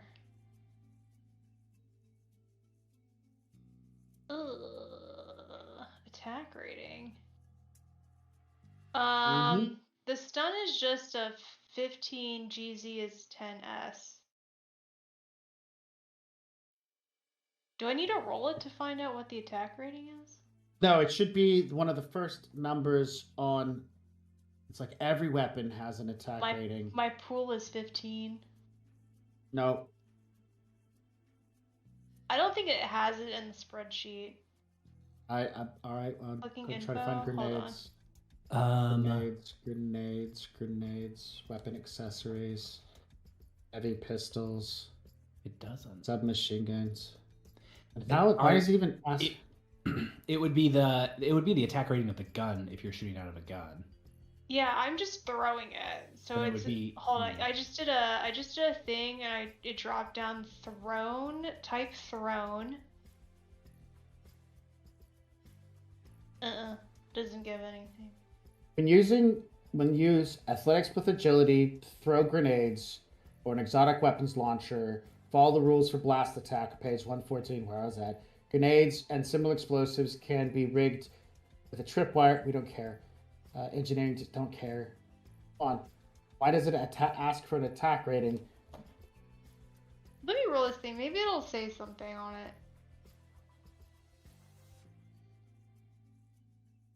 Well, I got 10 hits on a fit. 15 meters. We compare the attack rating of the grenade, in this case as a 12. It calls this, in their example, they're using this, what is it, a frag grenade? Frag grenade has an attack rating of 12, but how do you, why? Just why? What is up with that?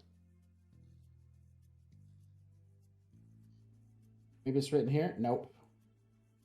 Fragmentation, nope. 8S, near.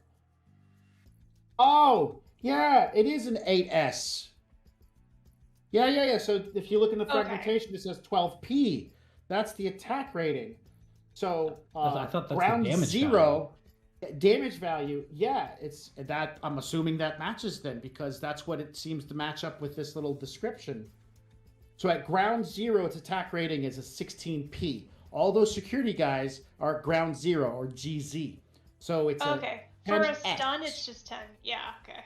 Yeah, and their damage rating is 18 for their defense rating.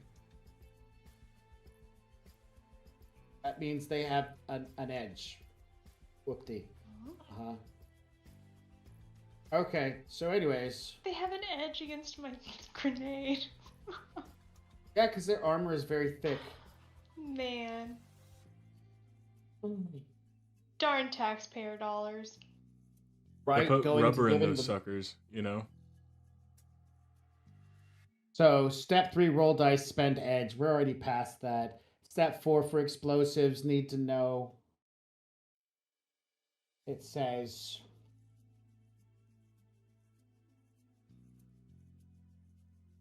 It's a grenade launcher.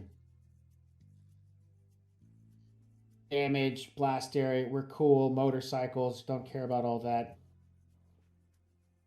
Because their vehicle... They don't have any, so it's straight 10S stun, and then they roll their body. You see how much they knock off of it. That's it. That seems a little off. I'm gonna go with it. Okay. Grenades. They go boom. 6 times. All right. 1. No. Oh, I gotta turn that off. Cancel.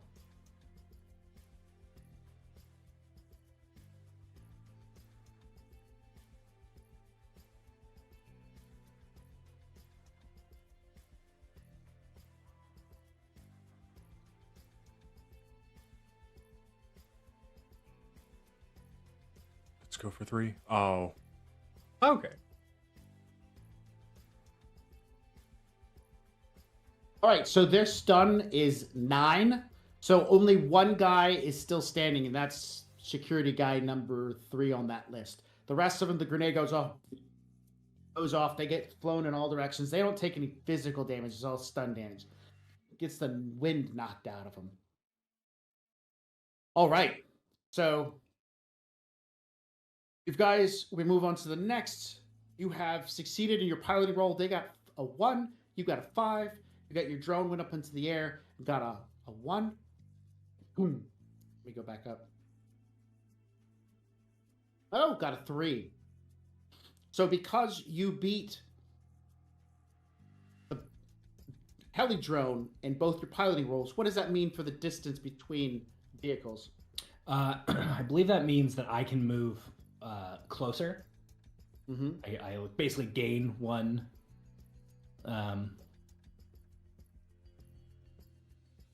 I'm blanking on the word here, but I basically can get range, but like obviously we can never get that much closer because they're in the air, but so I'd probably just maintain I'd be as close as we could. It'd be slightly above us or something, right? Yes.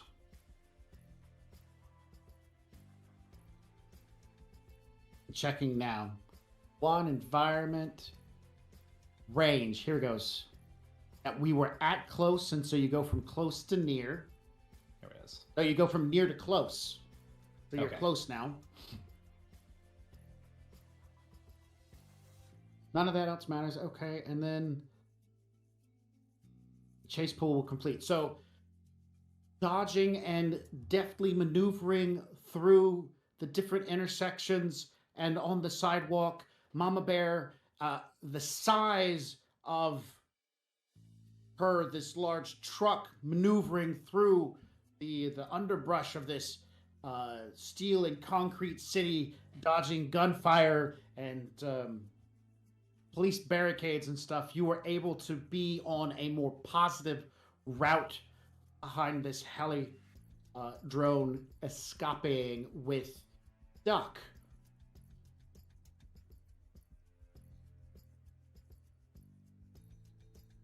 All right. In that next round, sorry, Arcola, you wanting to go to break now? You want to hold on break for just a few more? Oh, no, it was aiming for 9, 10, 9, 15. Okay. Mm-hmm. Yes.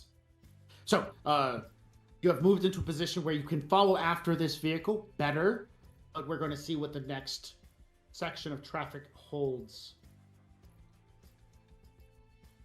Let's go back down. 17. Blocked road. Why is it blocked? 6. We're not going to do another fight. That's just silly. Blocked road, meaning this avenue is going to cause you to lose one chunk of movement. But it says like combat. We're not going to do that one. We're rolled again.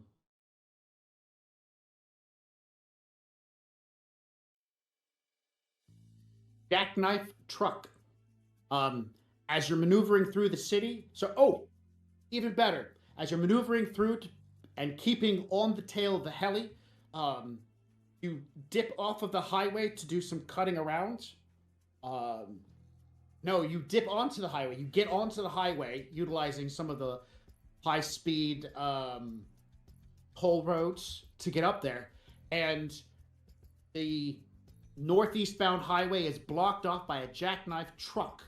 And there are I-5ers looting the truck at this point in time. So there are armed gang members on the highway. So as you come pulling up, you're like maybe 4 or 5 cars into it. A couple of the I-5ers are heading toward the people, pointing guns at them, yelling, "Get out of your vehicle, get out of your vehicle." So as you guys are, and you're the motor's revving up, and you get up onto the highway and smoke and fire. Awesome. Right through the flames. If I can, yeah. Yeah.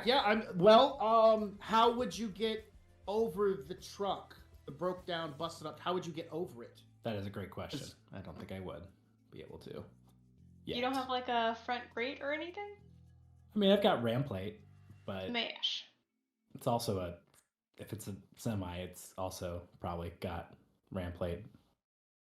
Yeah, but it's laying on its side, stretched across the highway. All you would have to do is get over it somehow. Mm. I mean, are there roll a grenade underneath the car and let it? I was gonna say, are there any obvious let's see, like those trailers that normally carry cars, you know, that I can drive up and ramp over? All right, I'll let you roll 3d6. If you get a 14 or higher, yes. If you get a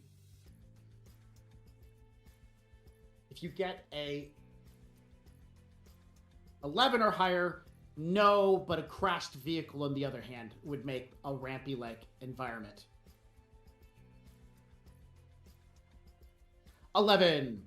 There is a crashed vehicle near the head of the truck. If you hit it just right, Mama Bear will pick up and you'll be able to roll across part of the cab of the semi. While Mama Bear does a 2-wheelie pop-up and drive between the remnants of the semi and the wall of the highway itself. All right, let's go for it. Oh, I need to see a piloting roll. And, are you guys buckled up? Yes. Conway is. 100%.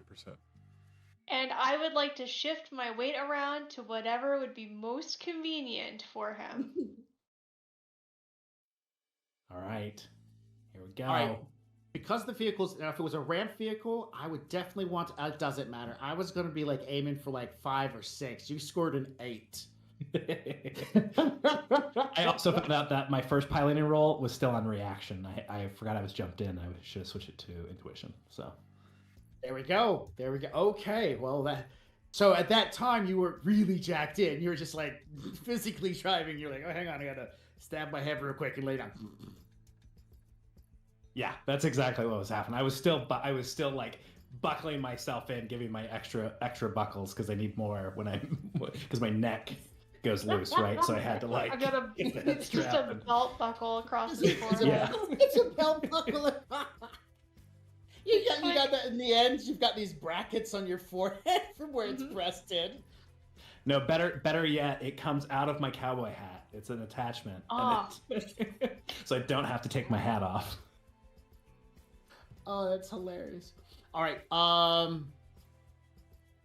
Just because I feel like I want to be a bit, of a hoop, I'm going to roll 3d6. If I get a 13 or higher, I'm going to toss a spanner in your action.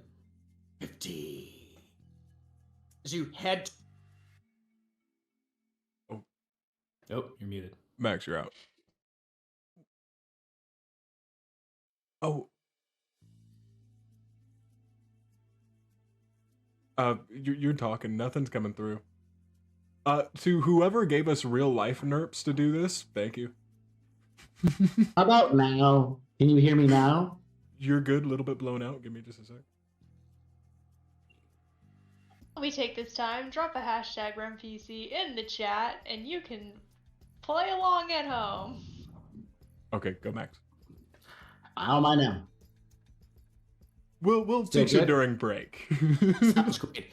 As you're heading toward the vehicle to pop like a two-wheel wheelie up onto the car, some of the I-5ers step forward and they start taking pot shots at Mama Bear's tires.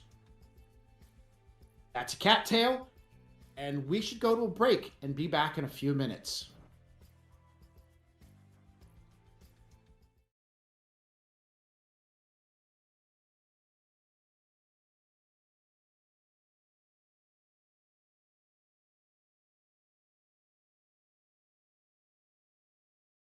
You're on my desk. Don't bite me. Welcome back, Rem PCers. Now I reckon that y'all better put that hashtag RemPC in the chat so you can get a chance to win that Shadowrun 6e core rulebook. Now, don't forget that if you subscribe to Gen Con TV today, you get an additional 7 entries. And make sure you give us those bits so we can get some edge. You can give them to us, the players, or you can give them to Max to give the NPCs some edge, which they need because they don't get normally. So hashtag RemPC, y'all. Do it. Woo! Way to advocate for our downfall. So, yeah, let's talk about that downfall.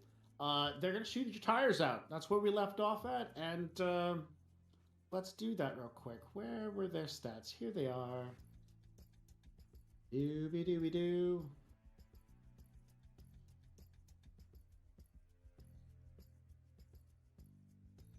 What is the defensive rating on Mama Bear while she's driving?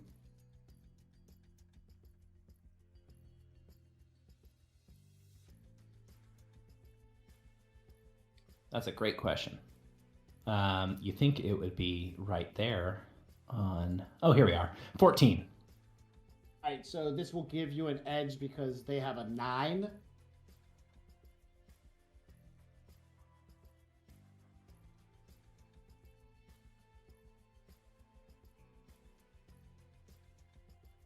Two shots at your tires. Before this happens, other people get to act. So Arcole, you can act, but I also want to say to the audience, Nova had to go. Real life happens. That's part of everything. And so I get to ad-lib if I want Nova to do anything, which the answer is no. Yeah, no, she's just going to sit down and like start playing on her phone. Anyways, Arcole, did you want to do anything? Look, Oh, I don't want is to play somebody else's character. is Nova not using 2 Edge to use her phone right now? I'm messing. Oh, she's using No Edge to play Snake on her Nokia. Oh. Do you want to assist in any way, shape, or form?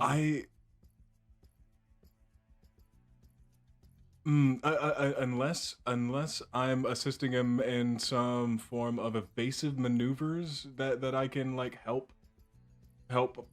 I can't help pilot, but I could help project like that word trajectory. If at all possible, just by using the multiple cams and like things that he wouldn't normally be paying attention to. Or you could shut the guns down because their guns have icons. Let's run a spoof command. Are you in? For the sake of this, I was under the assumption that I would have probably known that I'm no good with guns, so hot sim. Okay, that will give you at least enough to do 2 major actions, so you can spoof both of their guns. Since you can't spoof multiple objects, you can just roll twice. Their phone has 2 + 2, 4 dice. It's not set up, so I'll just roll 4d6. Guy number 1, guy number 2. Only one of them made a success, so you need at least 2 successes on both of them, and you're successful at spoofing their guns to tell them to what? The ammo eject? Yeah, ammo eject and yeah. Do it. Right. Do you need 2 spoofs? You need 2 spoofs. Yeah, you do. You're doing 2 spoofs. Number 1 is 6 ammo ejects. Number 2, 5 ammo ejects. So as Mama Bear begins heading, they move forward, they bring their shotguns up, brace into their shoulder, and their ammo goes, and they're like, ah. As the gun sparks for a moment, Mama Bear crushes the small Toyota Celica car, flinging half of her into the air. And as her tires rear up, it begins jerking the front tire back and forth, heading toward that concrete barricade along the side of the highway. The tires start to come back down and they crash into the front end of the semi-truck and then run over, and gravity takes full effect as Mama Bear crawls off the backside of the semi-truck, slamming down all the tools and whatnot, bouncing up and down and then back into their respective spots, including like Spot the Wonder Drone. Woo! You get past. You're now on the highway. It's free and clear. No questions asked. You're able to gain distance on this helicopter. And do you want? What? Sorry. Do you want me to roll body or anything for that of Mama Bear? No.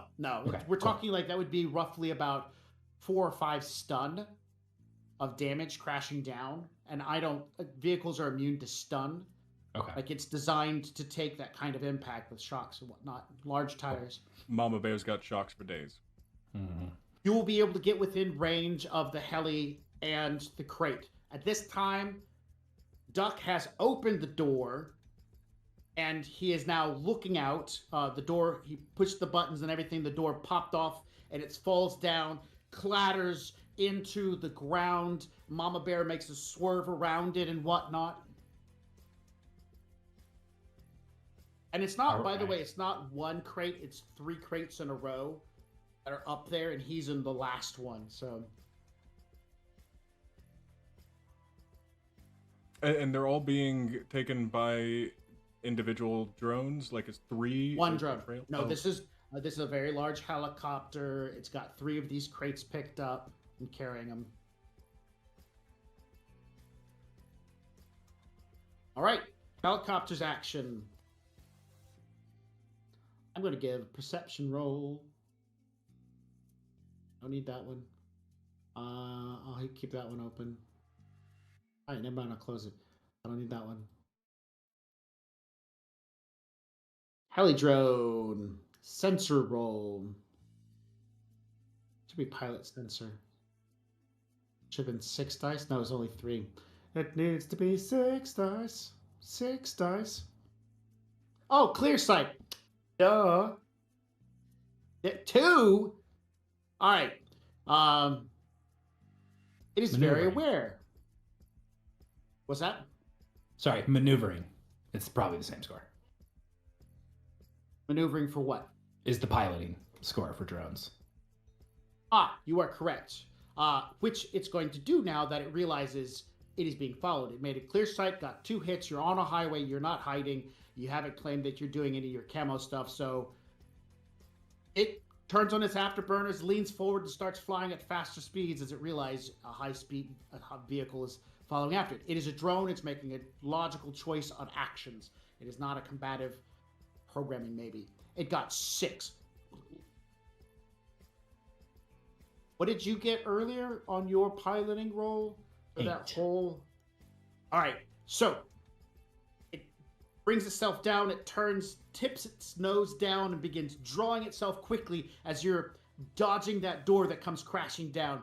And as that helicopter continues on its path, its pre-trajected path, you have the 2 of you lined up, like, and coordinated which direction it's going and based upon its given movements. And now that it's accelerated, the probability of where it's going to is honing in very quickly. And so you just slam on the gas. And although it's got 6 successes in an attempt to start getting a distance, Mama Bear starts getting into the 15,000 RPMs, you know, kind of like high-end RPMs. We've got 3,000 shifts, 4,000 shifts, 3,000 shifts into finally her highest 6-gear ratio.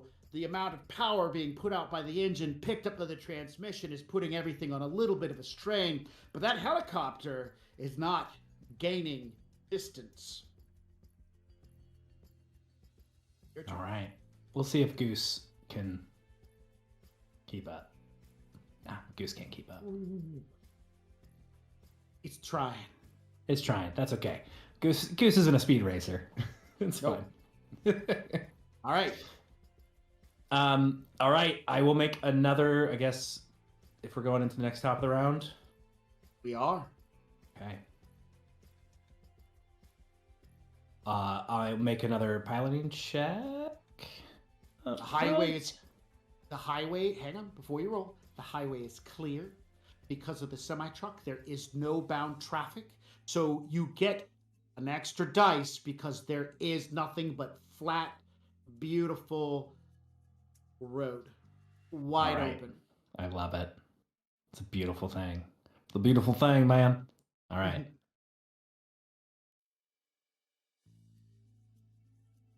6 hits. Not bad. Nova has 2 edge. She'll give you 1. Doesn't need to. Nope. Doesn't need to? Because I've got 3 in the chase pool, Cool and they dice. go away. I Yeah. have to use them. Have to use them. So I'm just going to use 2 to change one of those 4s to a 5, make it a success. Excellent. And that'll be Putting 7. it 7. All right. And then I would like for it. to use I think this might be a major action. I'll turn two minors into a major, and I will get my the mechanical hand to or my big mechanical arm on the back to move up into like a catching position. Just to try to bridge some of the gap.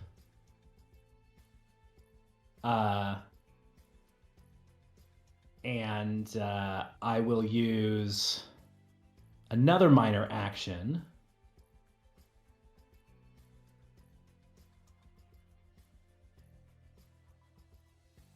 Since I've got eyes on this drone.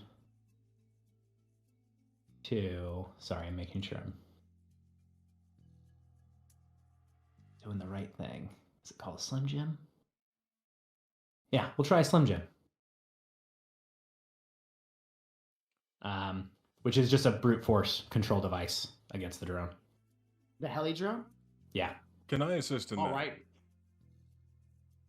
What are the stats and skills related to this brute force Slim Jim? So this is programming. So this would be going through one of my other drones. So I'd basically be controlling using a minor control one of my drones that can see it to do this for me using the programming. So it's not It won't Well, I get mean, the bonus of me. No, but it could get a bonus from Grouse. Yeah. Grouse could assist it, giving it an extra 2 dice. Yeah, so it's got a programming of 9. No. And then No, Grouse automatically buys. Oh, right. I'm sorry. Normally it's never mind. Yeah, normally you add 2. But Grouse would actually have to roll his 8 dice to assist this drone because it's not you. I forgot that it wasn't. I heard 2, and I remember that his normal is 8. Oh, it doesn't give you. Oh, there's the advanced roller.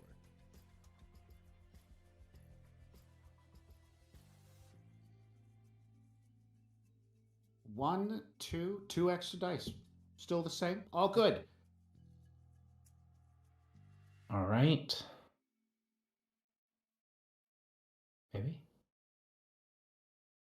Ooh. That was a good roll.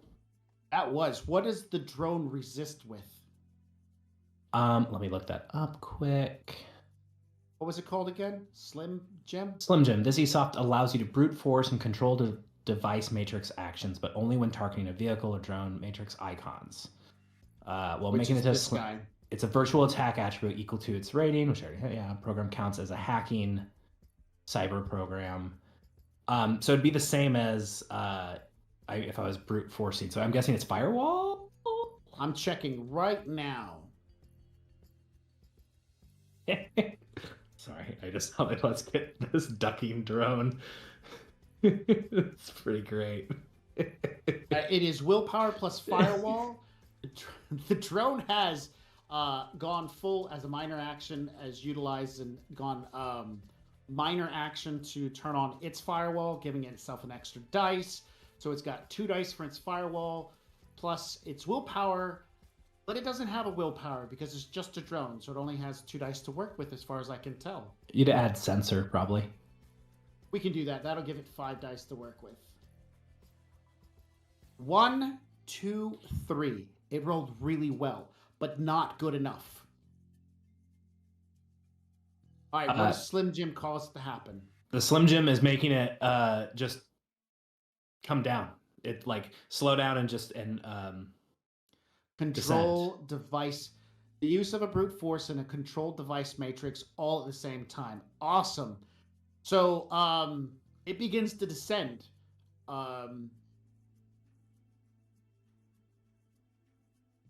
Sure, not a problem. All right. On your round, the drone moves forward. Grouse grapples into it. The 2 of them working together cause it to the heli drone to begin descend from the ground. Your arm is outstretched, and you are getting closer and closer. Since you are at near, you are within grappling range. If Duck jumps just right, and you succeed in a piloting roll greater than 5, you will grapple Duck from the jumping midair. But before that happens, it is the helicopter's turn, and it wants to try to regain control. I'm going to set its test versus what you just got finished getting, a total of 7. We're gonna go on the notion that it has an alarm going off, telling it that it's about to crash into the ground. It's got a sensor saying crash into the ground, so it's like emergency pull-up scenario kicks in, and this is what Grouse and your drone are currently fighting against, telling it, no, keep heading toward the ground.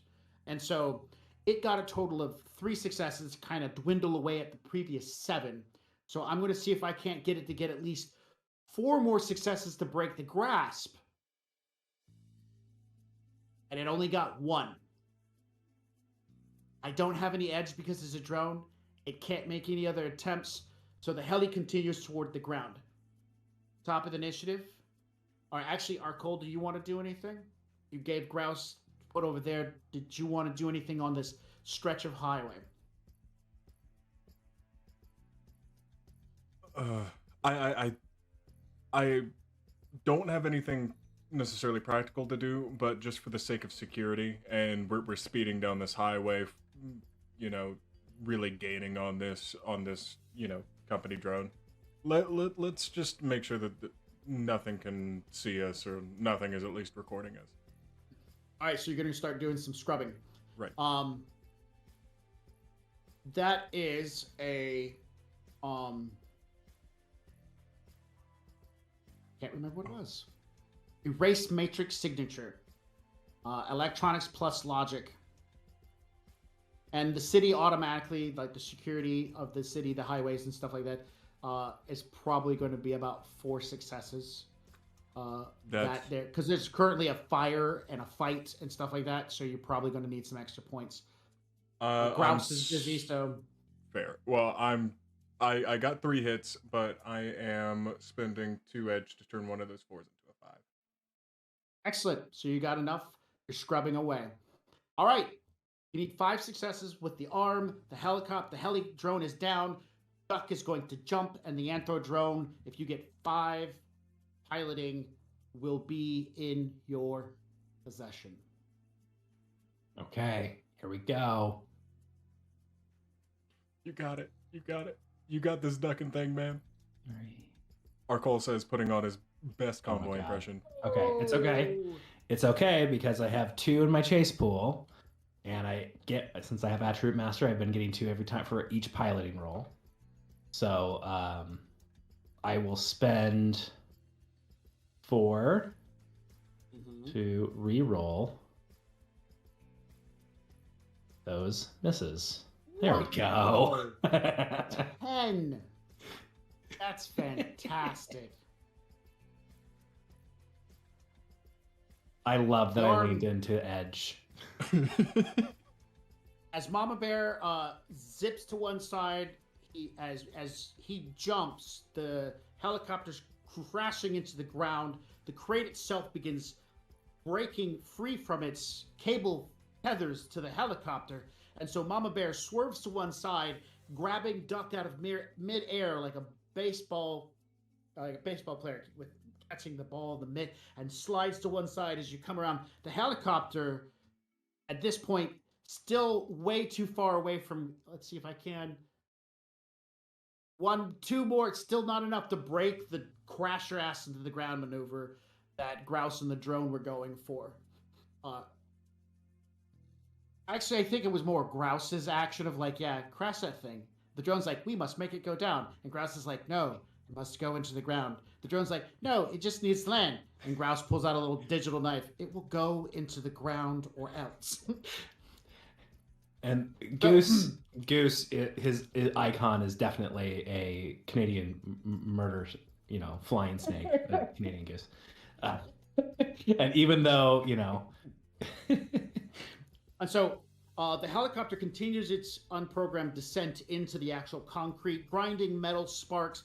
Mama Bear catches Duck in a nice slide around the wreckage and continues down the highway at incredibly high speeds. And you guys begin driving into the distance. Meanwhile, Arcole, you are just blotting everything out. Do you let Convoy know? That I'm scrubbing us?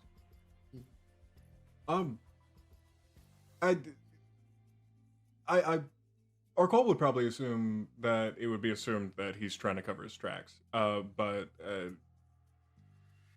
Roleplay. This is the end. Combat's over. Roleplay. Do the roleplay thing. Yes. Don't worry, Convoy. I've got us covered. I know that you're not too afraid of people seeing you speed. I've been in the car with you. Yeah, man, I don't want no heat though. Nova just shot a bunch of security forces with that stun grenade. They're gonna be pissed about that. I've got it covered. As he's, effectively miming with his hands as he's going through. Convoy will also use his signal scrubber and change the look of the truck. Use the I can't remember what it's called. The thing that constantly changes my license plate number. I can't remember what it's called. I have it, and I'm blinking, but I have it. Arcole is also taking this chance to. I can only assume it's on the pan. Turning off Nova's phone. Yeah. Hey, I was using that. Oh, I almost had my high score. All right. Duck has been rescued. What do you guys want to do? As soon as it's safe, I want to bring Duck inside. Sure. And I want him to have to Toss him in sit the in the cab. back. Duck gets into the vehicle. I'm assuming you may get off the highway, find a place to kind of like slow things down, Play it loud. get Duck inside, get off the main roads for a little while, and then head back to your hideout. Batman style, right? Mm-hmm. You know what? Duck I've is- been thinking, our Cole man. Our Mama Bear is pretty great and all, but man, it sure be nice if she had wings. Would I could only assume that you're talking about both wings and also rocket propulsion, right? Well, yeah. I mean, they got some vector. I've been looking at this, man. They got some vector thrust in some of those. And even a glide package would be mighty nice, if I get air and then I come down a little softer. But, I mean, rocket thrust would be great. That's extra, though. And also, I mean, Mama Bear's not, those aerodynamics, they're not set up for moving fast through the air like that. So even the vector thrust would be enough. Just to give us a little speed. I feel like we've come across enough situations, like especially that, I can't help but feel like it would have come in handy, at least a handful of occasions now. Like getting away. I understand that we were already on the train, but like giant mechs and crazy things like that. Mm-hmm. A flying car would come in handy, and I my only input there, I would help you put it together, but only if while it's in the air it's called Mama Bird. You know what, man? I think that's all right. I'm down with that. That's all right. I like that. I like that a lot. What about Mama Hen? No, hens don't fly.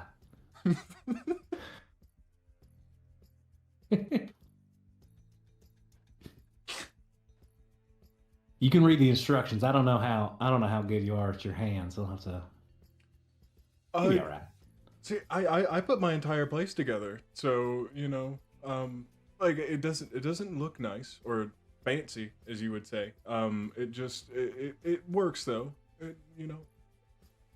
Like Well, that's all it's right. got I mean, everything in it. that's the thing. These wings aren't going to be out all the time, right? Like, I can make them look nice later when I got time. I mean, that's functionality over form when we get started. But yeah. I'm Problem just is- imagining this conversation going on with like the mechanical duck screaming just in the claws of Mama Bear while we're driving there. Oh man, we gotta get Duck in here. I forgot. Hold on, let me pull it. He gets in, dusts off his top hat, puts it back on. Mighty obliged for you ought to pick me up. Did not realize they were going to repossess those. Thought I had a nice little place to put up for a while. I was wrong. I'm in debt to you. I cannot pay you for your services. But I can always offer you a cool glass of refreshing water. That, and I know people. So I can always help you find someone that you're looking for. So if you would be so kind as to take me back to the tea shop, so as I might check to see how much of my other stuff has been repossessed. Yeah, we'll get you back there, Duck. Duck, now, Greatly appreciated. do you know anyone that might be able to, I don't know, set us up with a quick job? I've been around quite a bit. His mechanical hands kind of like tap for like he's counting or something. I've known quite a number of people. I'm assuming you're talking about the line of work that Steel Tiger does. Yeah, I don't know if you know anyone by that goes by the name of Mr. Johnson. Oh no, that's not what I do. All I do is I know people. I get around and talk to people. You'd be surprised at how many makes a hand gesture to you, organics need water. I need oil, you need water. Works out. I don't prize water as much as you don't prize oil. Oh, well, you know, it's a high value both ways, but, well, do you, I don't suppose you got, ears on anybody that's, moving something of high value or something? I can reach out to somebody who might know a job or two. If you would want, if that would be credible to pay back the debt that I've just incurred. My existence was about to become ended. Most likely they would have found me and either wiped my programming or just crushed me. So I am more than happy with calling a friend or two and seeing about work or something. But as far as it goes for moving valuable material, that's nothing that I truly know about. It's all right. I mean, I'm thinking aerodynamics, right? I'm thinking... Aerodynamics. No, I know nothing about aerodynamics. I was a maintenance bot on. I was a maintenance drone on a brewery line, or and when the machines broke down, it was my job to repair. And when my time in service came to an end and I was to be replaced, I snuck out, and I do retain my knowledges, but they are around 30 years old as far as it goes, and so most likely useless. But one of the things that I was programmed with was all of the social skills relating to selling the beverage, and I've translated them since then and made friends. I've met a lot of people along the time and place. And if you're looking for work, I do know a fixer. All right. I don't know about you, Arcole, but I think that'd be pretty great for debt settled. Yeah. Arcole, still thinking. He's still rather uncouth. He just looks over at Convoy and he goes, "If he's a robot, why did they make him look like a duck?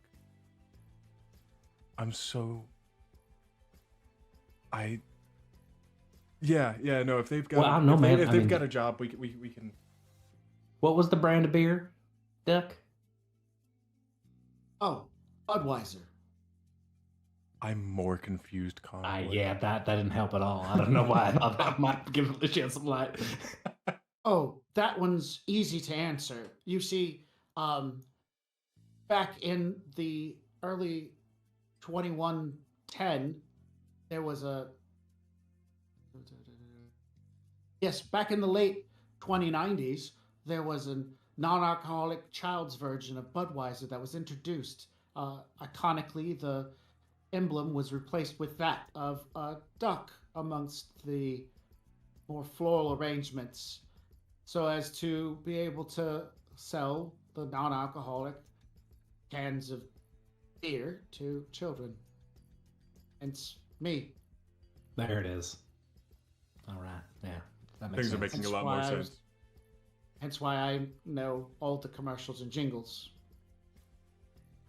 And he kind of gives a shrug, picks up his top hat, and gives a tip. Just let me know when you want me to make that call. Well, yeah.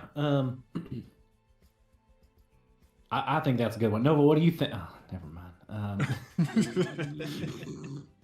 That night shift is killing her, man. I gotta. Suffercheck is working her to death. Really is. She's got 5 10s. I mean, I used to do that in restaurants. But anyhow, is there any way for me to go ahead and cover his call? Just to, I mean, I'm sure he knows. I'm sure he knows how to cover up his calls, make it.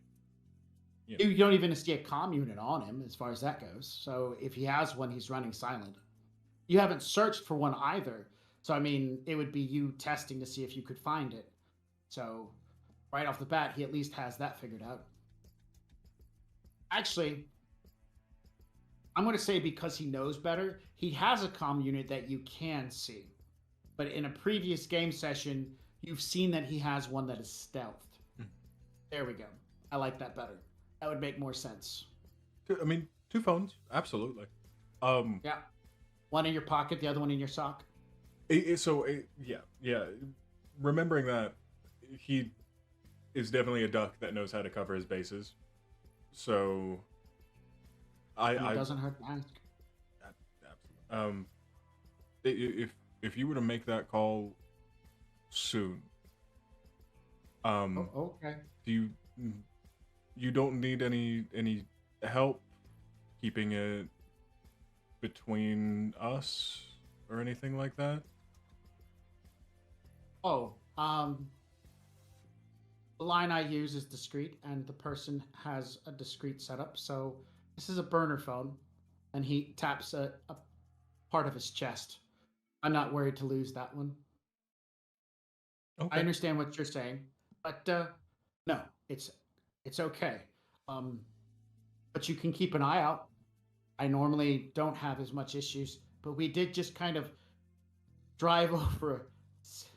You just kind of like drove through a bunch of stuff, so he kind of makes a little shrug gestures, near atomically anthropomorphic shape gives that kind of notion. I mean, we can make it back to the hideout, but I would be covering us there anyways. But just for the sake of it, we can hold off until we get back to the hideout. No, it's fine. I can do it now. Okay. He gives a nod, and he activates his invisible comm, the one that's silent and everything. It starts to ring for a moment, and a woman picks up.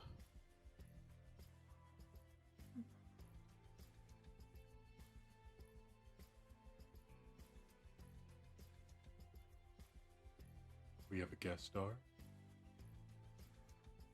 Hello? Hi, I don't know if this is still the right number.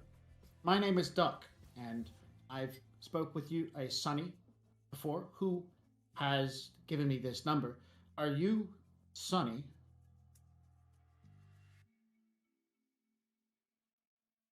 I just kind of mute it for a second. Nancy, do you remember who Duck is? The anthro drone from the old Budweiser building after it burned down. Do you remember the runners from 2094? She goes, do you remember the runners that broke into the Budweiser facility to rescue the children from the rogue group of... Right. Yes. And then we found the duck-shaped anthro drone. Right. Yes. Yes. That one. Yes, Duck. How can I help you? You said if I needed any help or finding some work, like your friends did, to give you a call. You need work? No, I'm paying back a debt. I have people who need work. Oh. Map displays, city lines, moving objects, going down a roadway, icons, traveling within the speed limit, multiple of them. Nancy begins playing around with the digital aerial base and whatnot. Send me their information. I might have some work. Of course. And then because you guys are in the vehicle and he is talking both in AR, as in, well, the real world. He says, which number should I get her for you? Several little icons that are stealth around this moving vehicle appear. Arco, can you give me a matrix perception?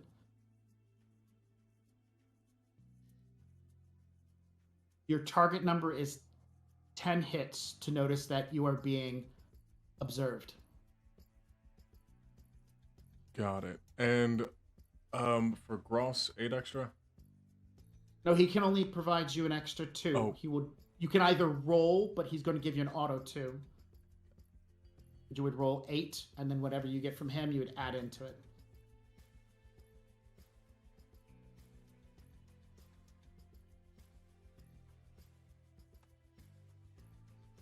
Oh, auto 2. Auto 2. Okay.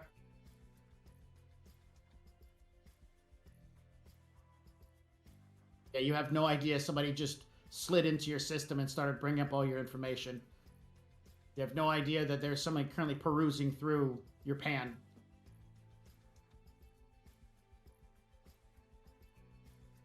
There's at least, and the AI, the artificial life form standing next to this. Can you give a short description of your appearance? Yeah, so middle-aged woman with blonde hair appears human. Appears human. The holographic image next to you says there's a total of 1, 2, 3, 4, 5 comm units in the vehicle itself. There's a couple of drones. This drone over here, which is catching up to the vehicle, is also linked to them as well.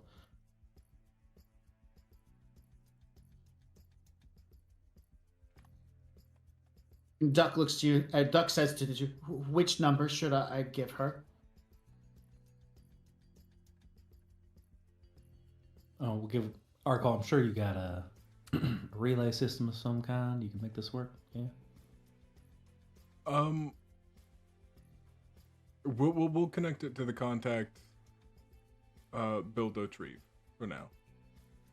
All right. One of the comm units activate, and an ID attached to that comm unit activates, and so Duck will then transfer that particular phone number to you. To this Mixer.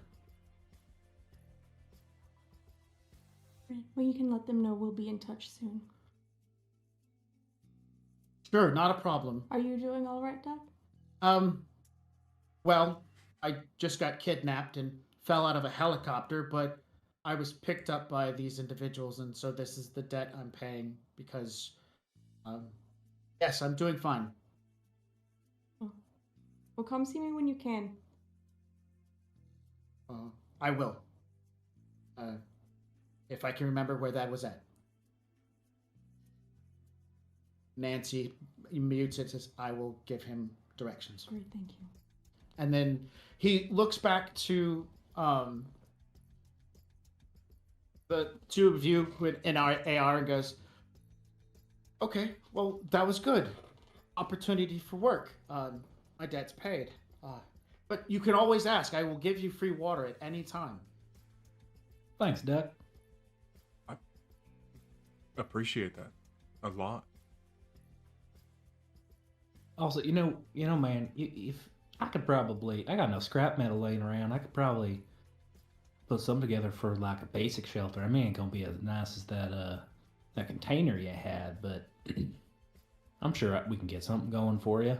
That's at least temporary. I appreciate that. Mostly I need to get my bike fixed so I can, keep doing what I do. So. Oh yeah, I can probably fix it. I can probably take care of that for you.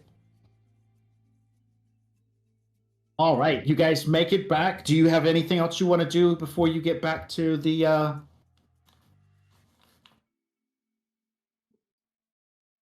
don't think so. I don't. All right. Well, maybe we should take a break. All right, last chance for NPCs, my Emerald Glitchers. Don't forget to drop hashtag RemPC into the chat for your chance to win the Shadowrun 6e core rulebook. If you subscribe to Gen Con TV today, that's an additional 7 entries into this. Shadowrun is an incredible game. It is my first and favorite TTRPG. And so this is your chance to dive in. Very crunchy. It's wonderful. I love it so much. Also, donate NERPs. I need to refill my edge. Thanks.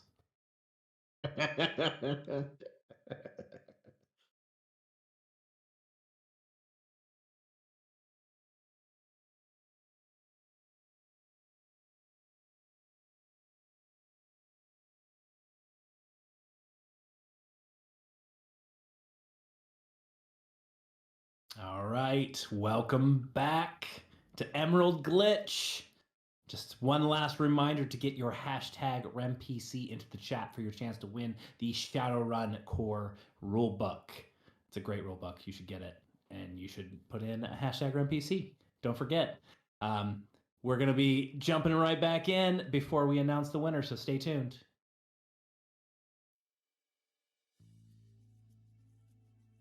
Wait, there's more? I thought we were done. God damn it.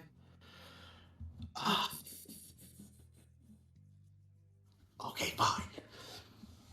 Getting back to the warehouse, getting back to your workshop. By now, it's getting closer to the time. The noonday alarm sounds, letting everybody know, hey, the rain's about to come in. The smell is in the air.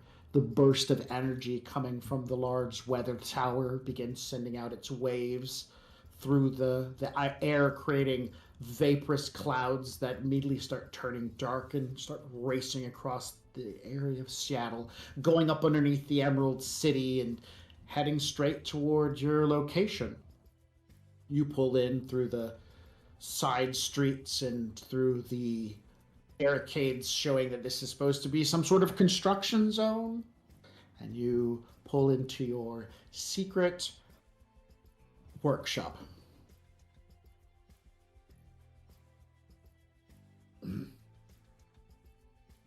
No, at this point, Duck is still with us.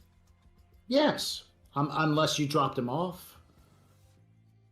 I couldn't see any reason to, since Convoy offered the house. To help out? Yeah. Yeah. Now, Convoy, what are you looking to put together for Duck? I'm speaking to Convoy privately. Okay. Oh man, I got some sheet metal back here. I figure I can get a lean-to going. Just something to, keep him out of the rain when he wants. Okay.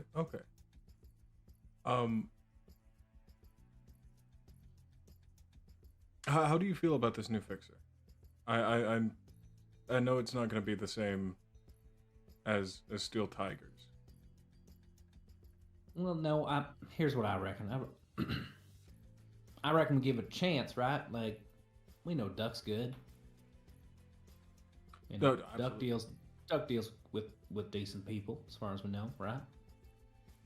So, I reckon we get the job, we check it out, and if it's not gonna work, we don't do it. Right? No harm, no foul. We gave it a shot, but there's a chance. Might need to eat, milk run. Who knows? Fair. I mean, if you're talking about smaller jobs here, little milk runs, but I've been thinking about this mama bird thing, and it sounds like we could use that pretty well. Yeah, I think we could. I mean, I'd like to get. I mean, if we could get the package, I can retrofit it, right? But it's that, or we just got to get the new in, and I can probably get it secondhand. It's hard to beat that 5-finger discount. Our goal is going to check Nova's bank account. She's got a decent amount of cash. Now listen, if we just pull together knowing that he has considerably less in the bank account. We just pulled together. I'm thinking that we've got this. Kind of nudging over to Nova. She'll just shake her head. No.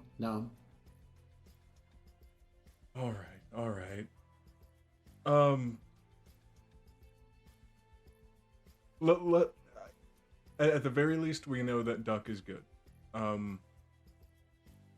Let's go ahead and start figuring out a spot for Duck.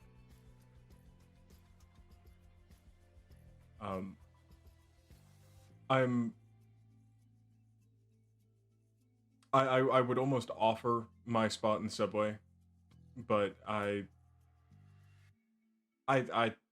don't like sharing. Well, I mean, Duck's got a place, man. Like he ain't got a, he ain't got a shelter, but he's got a home already. That was very profound of you, Convoy. But like, where does he sleep? Does he need to sleep? He's a drone. Well, not a drone, but he's. I imagine you go in rest mode. He and Willie are both drones. Both drones. Okay. They both can have someone jump into them. Right now, they are both on their own piloting programs, up and moving around. So by all technical means, Duck is a drone being guided by its programming that has somehow provided it where he's at now. And this is not the first time you've run across a drone of Duck's caliber. If you guys remember the drone you found in the junkyard.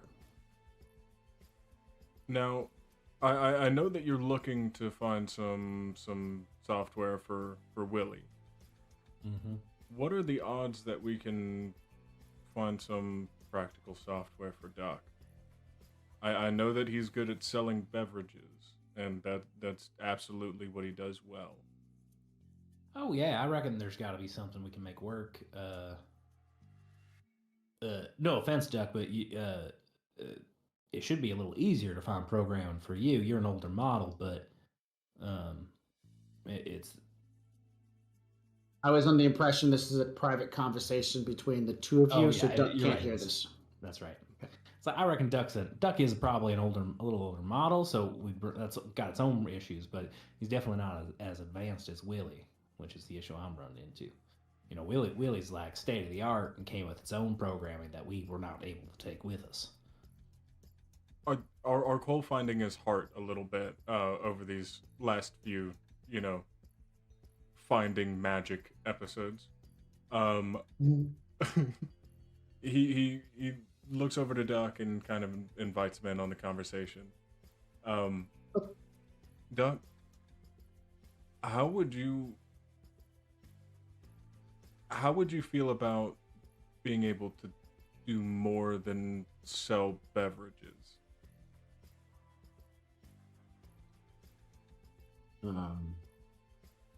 Like what?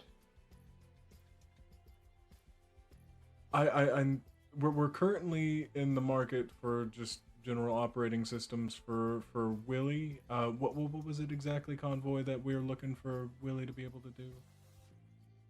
Well, I mean, do you ever need to defend yourself, Duck? I have a tendency to mostly run and towards Steel Tiger if bad things happen. No, that's good instinct. That's good instinct. Very, very good. I second that hard. But like we could upgrade your maneuvering system. Well, I don't even have a maneuvering autosoft. Well, there we go. See? That seems like a good start. My. I don't know what to say. I've not had an upgrade in some time since the factory shut down. You know what? Do you mind if I can I give you a tune-up? Sorry, it's a very private thing to ask, I guess, but no one's asked me that in quite some time. Of course I would love one. I have I've not been had an opportunity to have anything checked over or any repairs done. I've just been maintaining and getting by. And he shows you some duct tape wrapped around one of his limbs, to kind of hold things together, bandages and whatnot. The appearance of clothing pretty much is just a variety of things that have been wrapped around him to keep things from falling off. His hard plastic body has long since worn out, and a lot of him has been replaced with banged out sheets of metal to just kind of give an outer covering. He still has that duck-like appearance. All right. Well, this is going to be a lot of work, Duck. It's going to be a lot of work, and I got to ask you. This is going to be a big question. Are you attached to the duck physique? It is all I've ever known. If I could keep the bill at least, and the top hat. Okay, yeah, no problem. That we can do. But if it's all right, I'd like to smooth out some areas so it's a little easier to build, because that would require some bending of metal and some really retrofitted pieces, some specifically well-made pieces, and it would take a little bit more work. But I can make this looking better for sure. The words escape me. I don't know what to say. He'll walk over toward one of the tables. He'll take his top hat off, which, by the way, is real. It is a felt top hat, tattered, worn, and he will hand it to Arcole and say, here. And then he'll climb up onto the work table and lay down. I mean, that's how you work on drones, And so, this is to stab deep into Arcole. He sits there and goes, as he's laying down onto the bench, it's been quite some time since I've done a power cycle. I'm going to go to sleep now. Goodbye. And he shuts down. Sweet dreams, Duck. Our Cole is holding this top hat and seeing the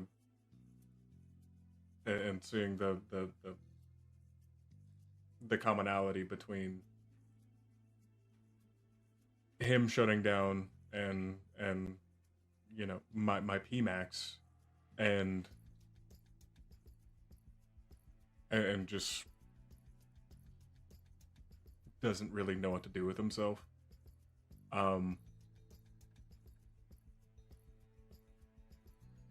Talking to Convoy, he says, you're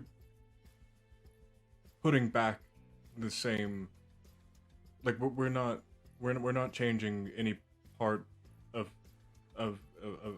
his mind, right? Like he's staying as is. Like he's still going to be Duck, right? I'll tell you what, Arcole, I don't think there is that is not my wheelhouse, as they say.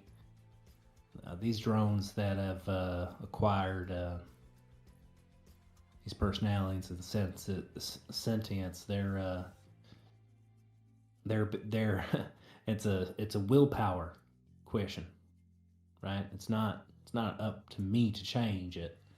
I'm just gonna fix up this paneling, right? Okay. Maybe grease some of these gears, because he hasn't. Let's just say Duck has not taken a self-care day in a minute.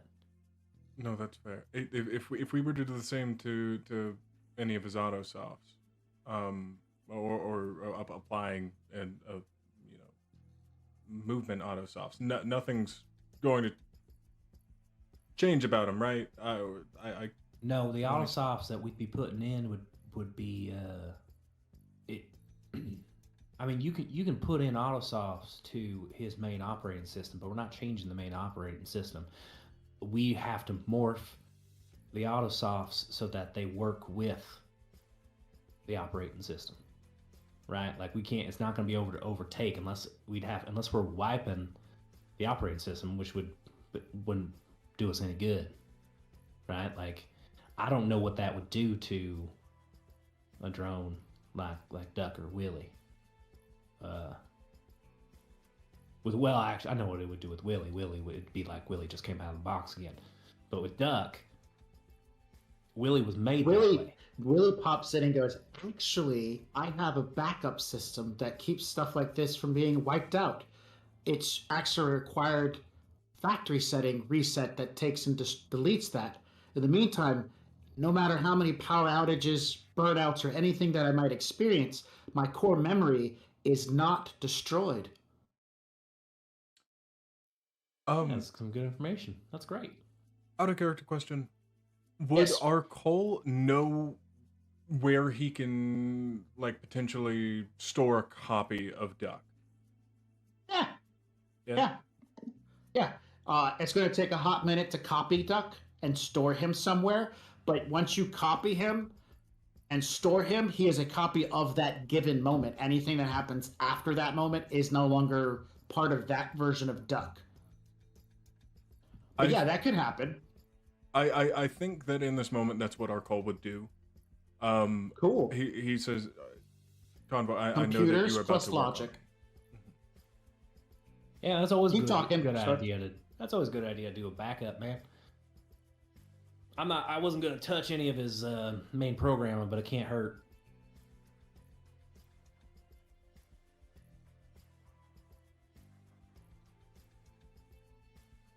Excellent. Duck's software, his what do they call those? Drivers. His AutoSoft and drivers are roughly about 40 years old. And then your brain clicks in, and you remember, what other person around this place has got 40-year-old cyber tech and drivers? You start looking at some of the data and the information ahead of you, and she's already stepped out. She's already headed home. She's gone. But all the drivers that is on her cyberware are the same kind of drivers and whatnot that run Duck. And hers are fresh from 40 years ago.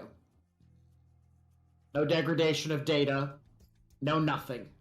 They are top of the line. And she recently did an upgrade, so those old drivers are still there. All the old programming.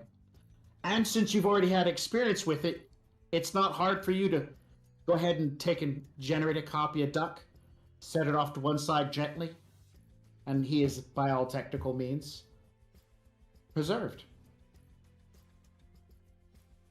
Okay. Then our Cole would feel all right with anything else. If I know that we don't currently have the auto softs to be able to apply to him. I mean, in a pinch, he could. I like Duck. I mean, in a pinch, he could hop on my RCC and borrow them.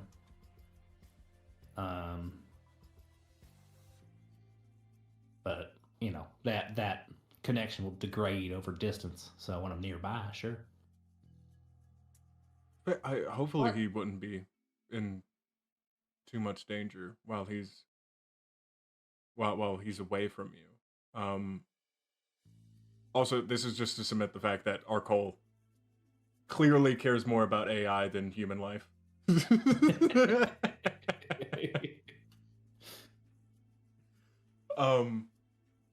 I'm just we need to make sure that later on, I know not now, but that he's okay whenever he's not around us. Duck seems to do just fine. I know you can only I know that he's been around for some time, but you can only get so far running. And I have to be quite honest, I'm a little bit scared about him being around us. But if he's going to be, which a possibility, then I think he should be outfitted with whatever we have. All right. Well, like I said, he can borrow it, but without the new yen, there's not much I can do to add it to his personal.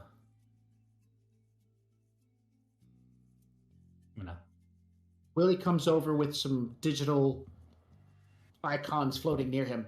I took a moment to go ahead and start looking up where we can purchase older model autosofts and stuff based on what you guys are talking about. And he starts showing some price listings and stuff like that. They are generally 3 and 4 times the price value because they're older autosofts, older driver sets and stuff like that. And he says, I'm not skilled enough to do any programming, but I imagine you and your PMAX might be able to do something with some of this older code once we have some copies of it. And he shrugs, but then again, I don't know how all that works. I just have assumptions. Okay. Oh, he says, if we're going to give Duck things, we have some extra stuff laying around that we might just have a good field day of putting in him. Yeah, well, He's what we like, got? look, he goes over and he's let's see, didn't you have gecko gloves? Who had the gecko gloves? Was that Steel Tiger? I think it may have been SD. Or Nova. Nova might have had. Or was it one of the crates? I think it was in one of the crates. It was in one of the crates. So he pulls out the pair of gecko gloves and says, we could modify these so that he could have them as part of his thing. So he could grab a hold of things better. He's like, because Willie's trying to figure out what you guys are talking about helping. Willie's meant to help. So now he's trying to help by saying, look, I've looked stuff up and we can put stuff on, even if it's useless in the degree of what Duck is supposed to do. This is Willie, a child, trying to figure out how to fit into with the rest of you guys. Thanks, Willie. That's what. That's a great idea. We'll see if he is into that. You know what you can do for me, Willie? Okay, What's that? You remember the junk pile of iron? Yes. Okay, I want you to find a piece about yay big by yay big. Can you find one of those for me? Yes, I can. And he immediately turns off and starts heading toward the junk pile. So It's best. He likes to help. It's best if you give him a task. No, I understand. Got to keep him busy. keep him busy. All right. So we're going to say that Grouse points out that you do that since Nova is part of the pan, he could copy one of the old drivers and the two of y'all could start tearing apart one of the old drivers. Because the way you guys code now, 40 years ago, coding was done a little bit differently. Because right now, coding involves a lot of technomancer stuff. It didn't back then. And so you guys have that you could work on. Convoy, you've got Willie you could start putting together. Convoy, you have Duck you can start putting together. And Willie's more than happy to help.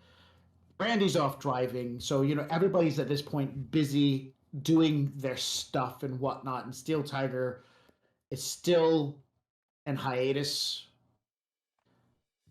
I think this is a good time to call it. I think we've got to a nice settled down point in the game. I normally award 3 to 5 karma.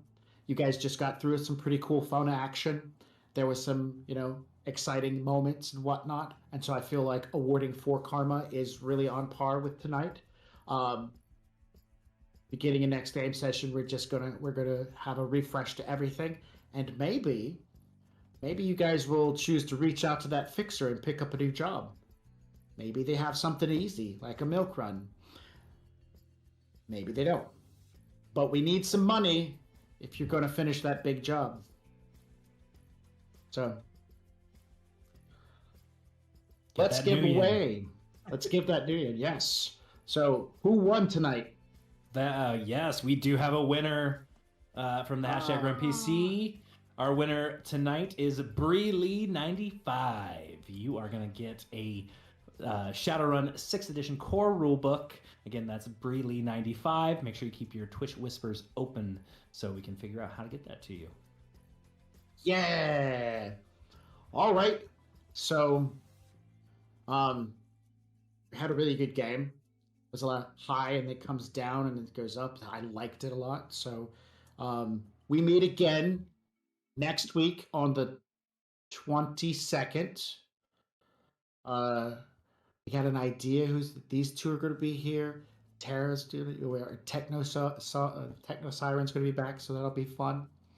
And we'll see what happens next. Do we want to plug anything? Yeah, let's plug Rough Magic. Yeah. Rough Magic is amazing. Which already plugged during the interview, but please go right ahead. Oh, great. Wonderful. Yeah, Sarah is one of our wonderful game masters at roughmagicgames.com. If you want to play games like Bree Lee, you want to learn how to play Shadowrun, you got the core rulebook. Wouldn't it be great if you had some people to play with? Guess what? You can hire one of our game masters to play Shadowrun. Check us out at roughmagicgames.com.